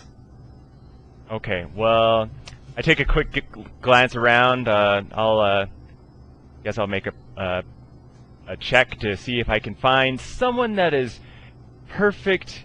That seems that they're pompous and have a lot of money, but kind of dull in their expression, or just like, don't realize and have a good awareness of their surroundings. Okay, can you go ahead and roll a perception check? Oh, Okay. wow! Very nice. Okay, and so with that roll, you hear this voice in the crowd, just very shrill, going, OMG, look at my fingernails. That cleric just, oh wow, look at the purple light just coming right off of these babies. She's perfect. So she's not too far away from me then? I can get a good spot on her? Yeah. I mean, of course you'll have to leave your cart for a second, but... Right. I quickly put a sign up on my cart that says "The goodness will be back," and then I make my way towards my target. And you see this woman, and she's trying to brag to obviously some of her friends. See, I just broke my nail, and oh my gosh! Like I told the cleric, yeah, well, yeah, that wasn't very entertaining. How you mended my fingernail back together, but big whoop. And then look at what they did! I mean, oh my gosh, these are beautiful. I want to do this like every day with my nails. Right. Okay, I'm gonna find something moist around to like wick up my mustache a little bit, make it twirl, and make myself look good. And then I'm going to approach. So her. you do see there's a caramel apple stand, and so you can just go ahead and get some of that hot caramel and. Right, I'll make myself a caramel stash, and have it stick up just the right amount, and it also has a little bit of that almost glowy complexion that caramel has, so it's like purposefully Beautiful. done, and to make me look a little bit more regal. And I'll make sure my hood's off, and I put my cloak back, and I'm gonna show up my friend, and I'm not gonna be sneaky. I'm just gonna go right up to this lady and perform some thievery right in front of her, under her nose, without her even realizing it. So I'm gonna go up to her, be like, "Oh my gosh, your fingernails look fantastic." Oh my gosh, you know it? I mean, just look at them. Purple is my favorite color. Like, that's why I have my nails purple in the first place. But when I got this light just like streaming off of it, oh my gosh, it truly brings out the color in your eyes. Oh my goodness, thank you. That's what I've been trying to tell these girls, but they didn't listen to me. And she points at them very accusingly. Right. Can I see your hands? Can I examine them even closely and admire the beauty? Well, I mean, yeah, of course. So she holds out her hand to you. Okay. Now, does she have many jewels on her fingers and her wrists? Yeah, she's absolutely loaded. I mean, you can tell that this lady's pretty rich. Okay, so I'm gonna totally pull Robin Hood and Little John act, and take her hands in my hands, and I'm just gonna be like, they are so beautiful, and like get him close to my face, and and then I'll be like, oh, a lady of your beauty deserves a kiss, and I gently start kissing her hands, and then as I'm doing that, I'm going to use my sleight of hand to take all of her jewels off of her hands and her wrists, and then still play up that nothing happened. Okay, I'm going to have her roll a perception check on you. Okay, well, do you want me to roll my Yes. sleight of hand first? Okay. Come on, no whammies, no whammies. Oh! Oh, wow. That's a critical failure. Oh, So my so goodness. basically, as you go to try to, kiss the jewel off of her hand, your lip actually gets stuck to... My caramel Your stash caramel gets stuck on stash one of gets the stuck jewels. to the jewels. And so once I notice that, I'm gonna be like, oh, I am so sorry. I just bought this new product and I was trying it out, and it seems I have stuck myself to your beauty. You know what? It is totally fine. You just charmed the pants off of me. Well, I mean, not literally. Oh. I ain't no slut. Well, not yet. But you know what? I obviously can't keep this. I can't keep following you around all day with my ring stuck to your stash. So she actually just slips the ring off and says, "Why didn't you keep it? For your kindness, sir." Oh, well, I will look at it and think of your beauty every single time. I will keep it always. Okay, and can you do a perception check? Sure. Okay, 16. Okay. 16. Okay, Not so bad. with that, you're able to finally get the ring off of your mustache, and you look at Rip some hairs out. and you look at it and you realize that that jewel is real, and you would estimate that that's probably worth about 23 gold. That's right. Take that! And just then, And I you see even- Costello walking up to you, so proud, just jingling a little coin purse. She says, "How much did you get?" Oh, beauty before age. "I got 22 gold pieces." Oh, that is so good. But too bad it's not as good as 23. Whoop whoop! Damn it! I can't believe you beat me. I know. That's all right. All right, I- you know the price. You know the price of failure. Say it. Say it. You are my hero now and forever. Oh, great and wonderful Carl the Wonderful. And And great. I don't know why you had me say great and wonderful twice. well, it makes me feel good. Oh, fine. I need to get over to the entertainment district to see what's going on. All right, let me know if you find anything. Alright. And then you see that a golem is trying to get your attention, and Okay. I assume that you know Thieves' Cant, correct? Okay. Yes, I do. And so, for those who don't know, Thieves' Cant is basically, it's a way for thieves to communicate through hand gestures. And so, It's our own special sign exactly. And so a golem looks at you, and in Thieves' Cant, he says, "Time soon." I give him a quick little just nod of acknowledgement and signal back to him. I'll meet you at the rendezvous point. Okay, and then he goes off to the main stage. Awesome.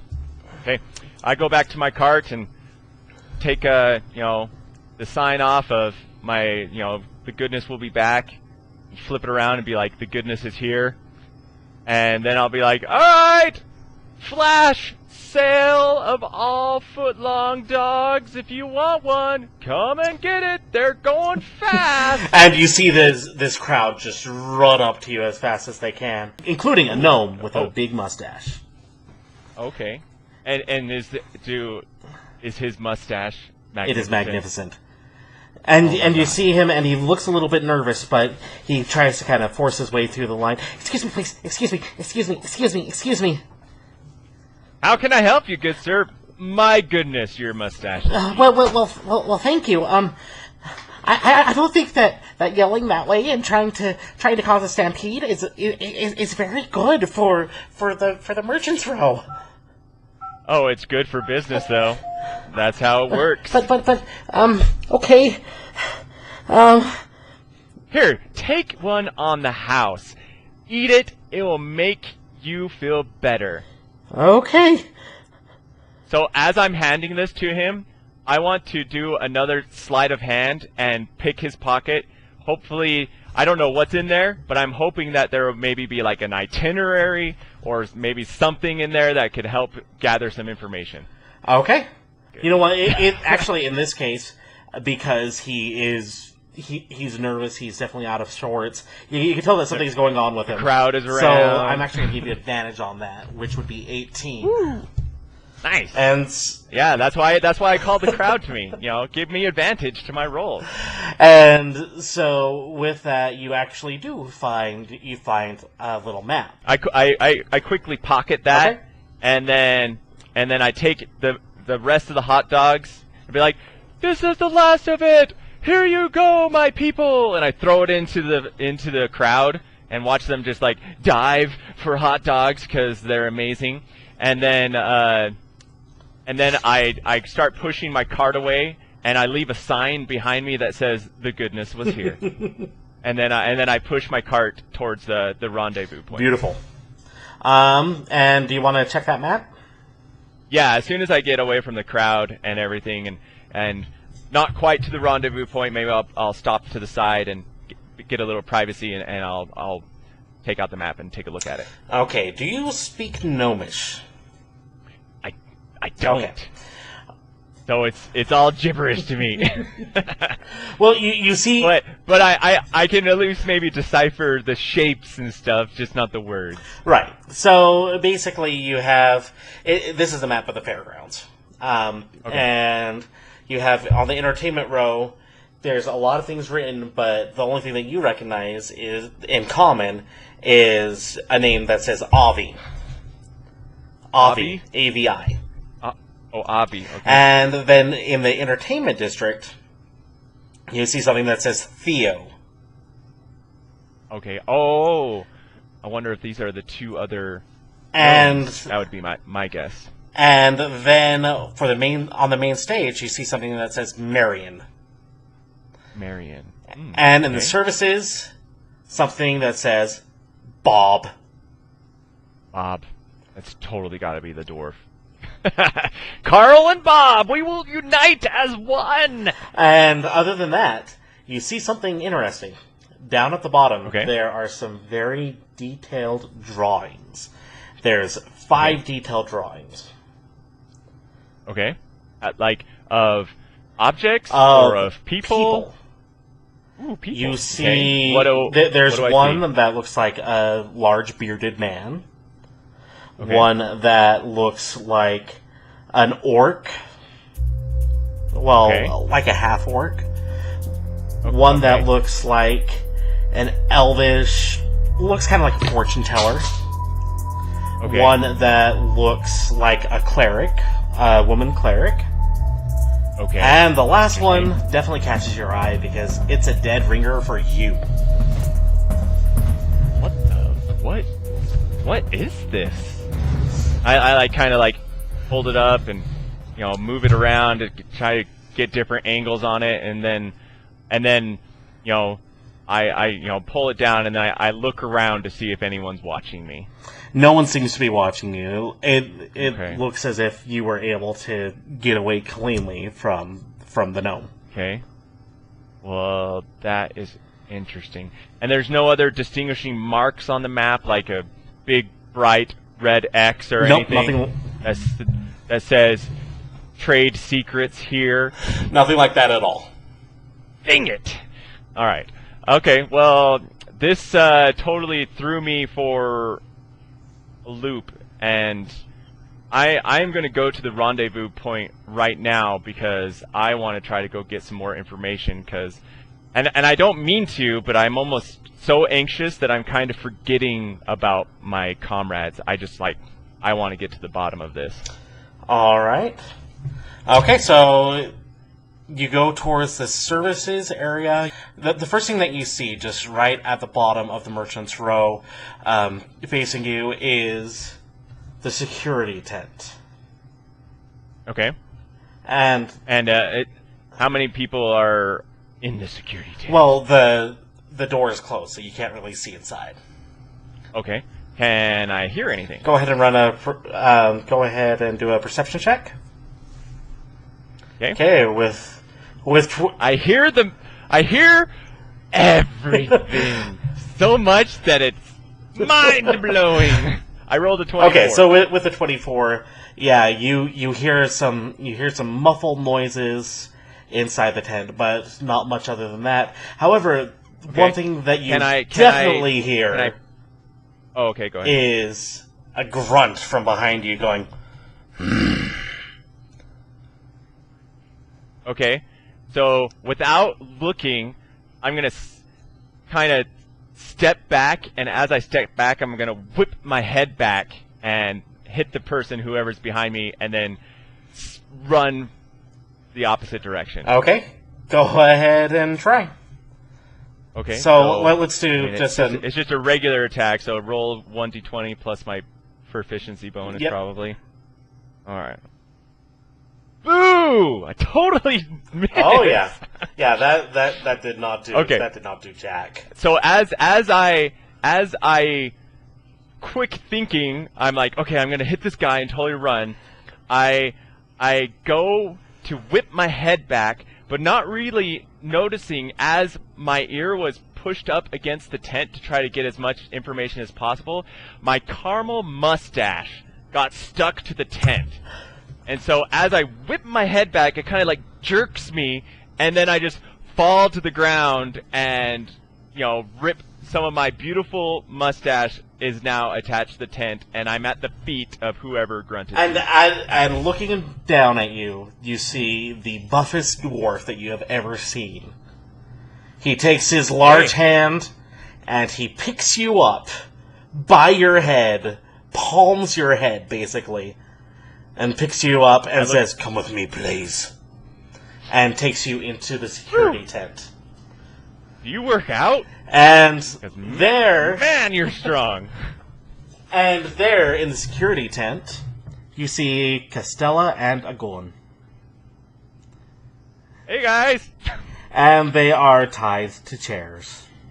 Oh, you guys didn't have to get dressed up for me? And he ties you to another chair, to a third chair. God. Nice and tight, just how I like it. And then he looks at you and he goes, "So, the Dragonborn friend over there gave you up. That's not surprising.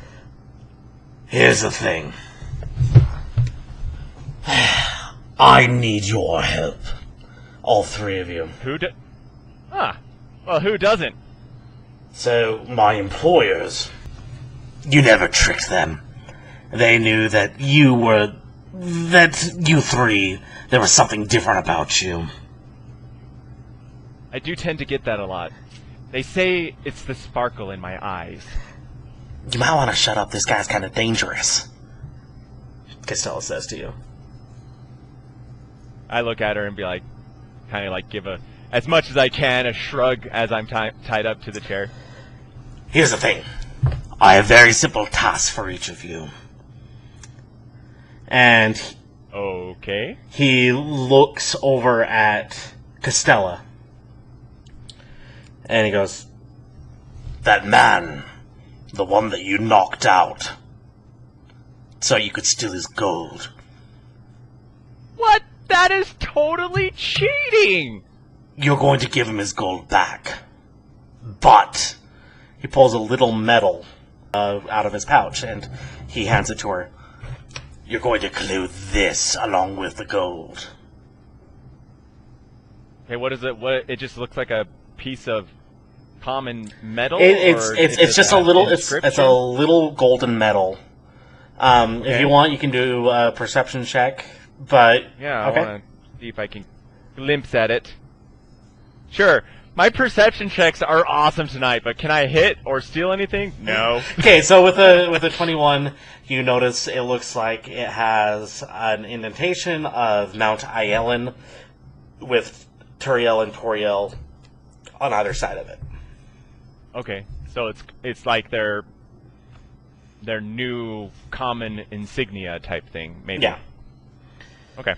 And Okay, interesting. then he looks at Agon and he goes, "For you." He pulls out 2 pictures. And you notice that they match 2 of the people on your map. Okay, which one? The 2 women. Okay. And he goes, "Make sure that you get these women to feel like they own you. And that shouldn't be too hard. hey, quiet. That was a Gnome, not Right? Yeah. not the dwarf. Fine, I can do that, I guess. It's just... Do I really have to seem pitiful? Just show him your sparkly smile and be like, "Aw."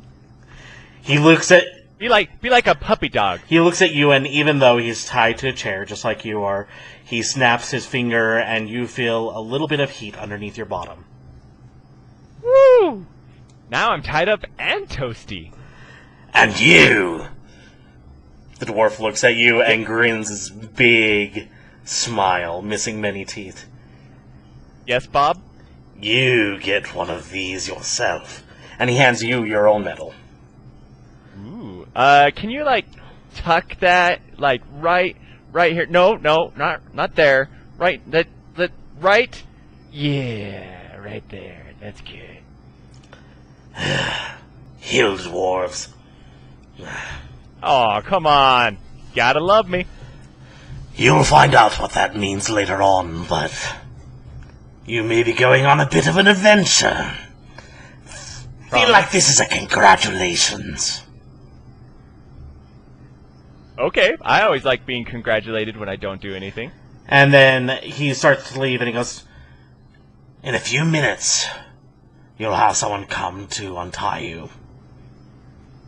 and then he walks out. Okay.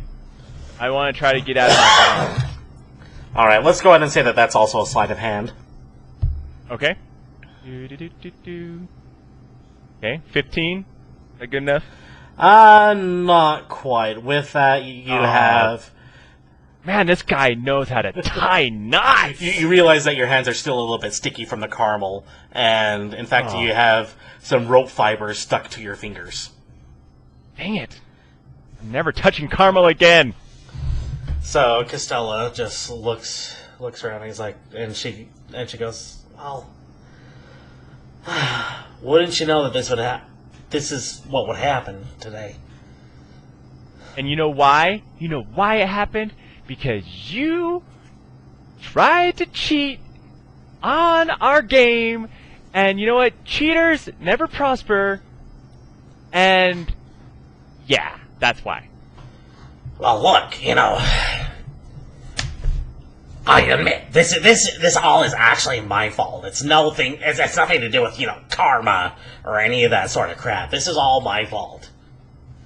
You see, So when I went to the main stage, I saw that woman gnome, and she was kind of ducking down behind the main stage, and she was playing with this amulet that she had around her neck, just doing something with it, kind of fiddling with it. So I tried to very nonchalantly go to get a closer look, and she noticed me right away, and she snapped her fingers, and that dwarf came out of nowhere, and I don't know what he did to me, but I felt like I couldn't lie. Interesting. Did he cuddle you? Did he cuddle you good? Well, if you mean cuddle, punch repeatedly, then yes. He lifts up his shirt, and you see several bruises on his scaly skin. My favorite kind of cuddling.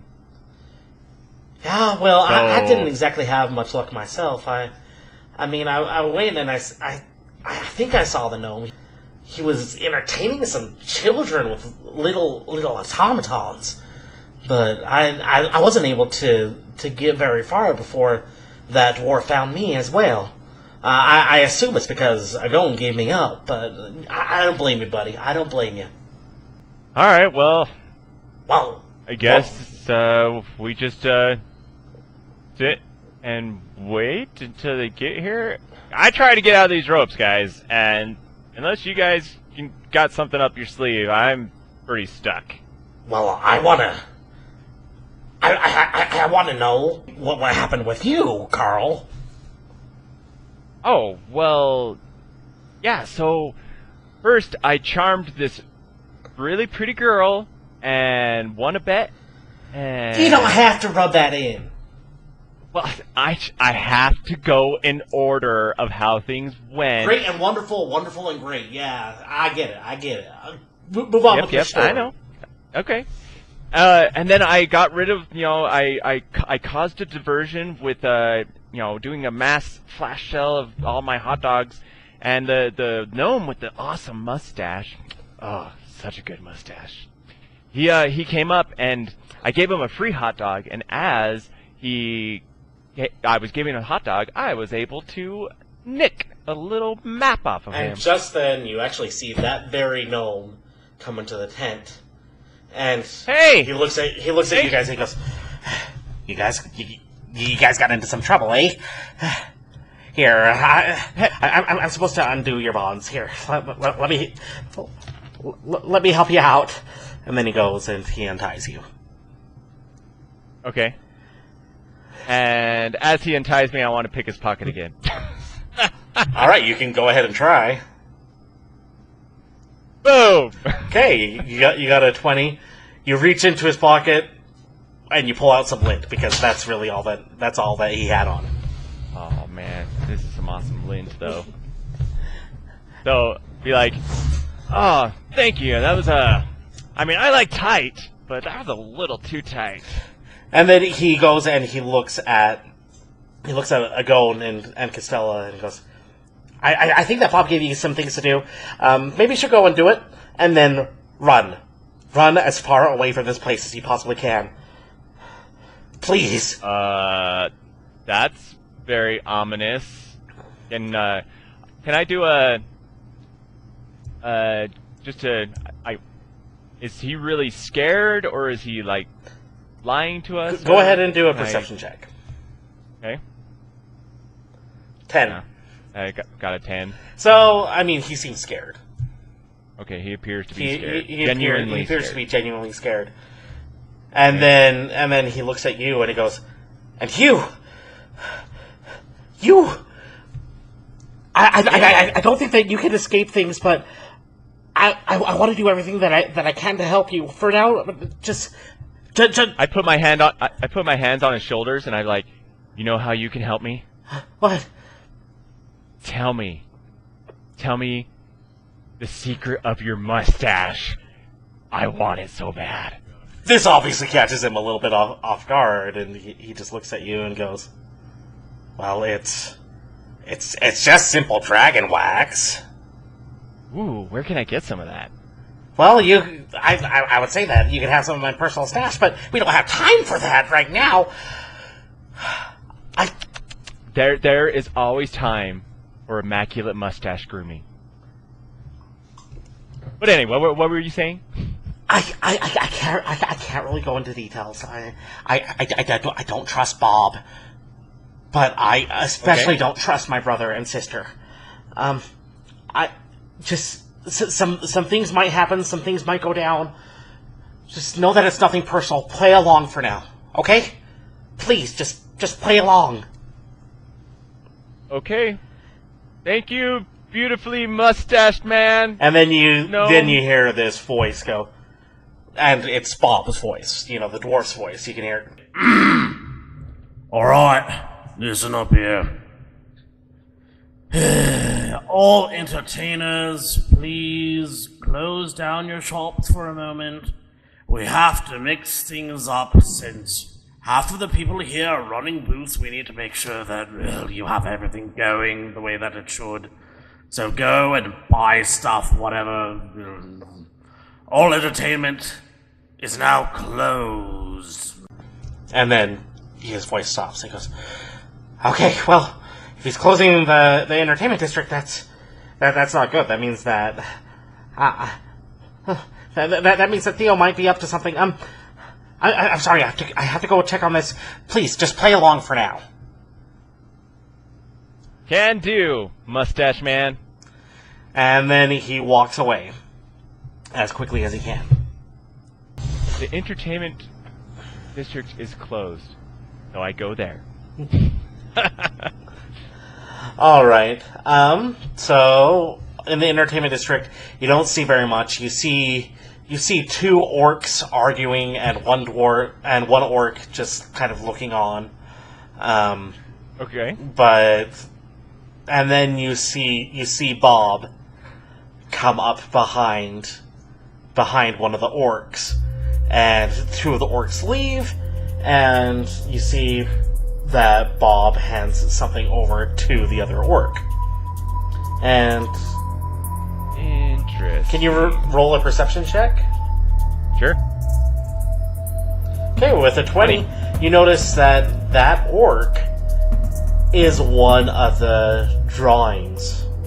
Is the orc I saw in He's the the drawing. orc that you saw in the drawings. Okay. Interesting. So I got a coin, and I was in a picture. That orc got a coin and is in a picture. Interesting. And then you hear this voice that booms out. This female gnome voice that says, Attention, attention! Please, everyone, to the main stage. That's right, to the main stage. Thank you. "What nefarious plot do these gnomes have in mind?" Find out next time on the next episode of 1D10, the show!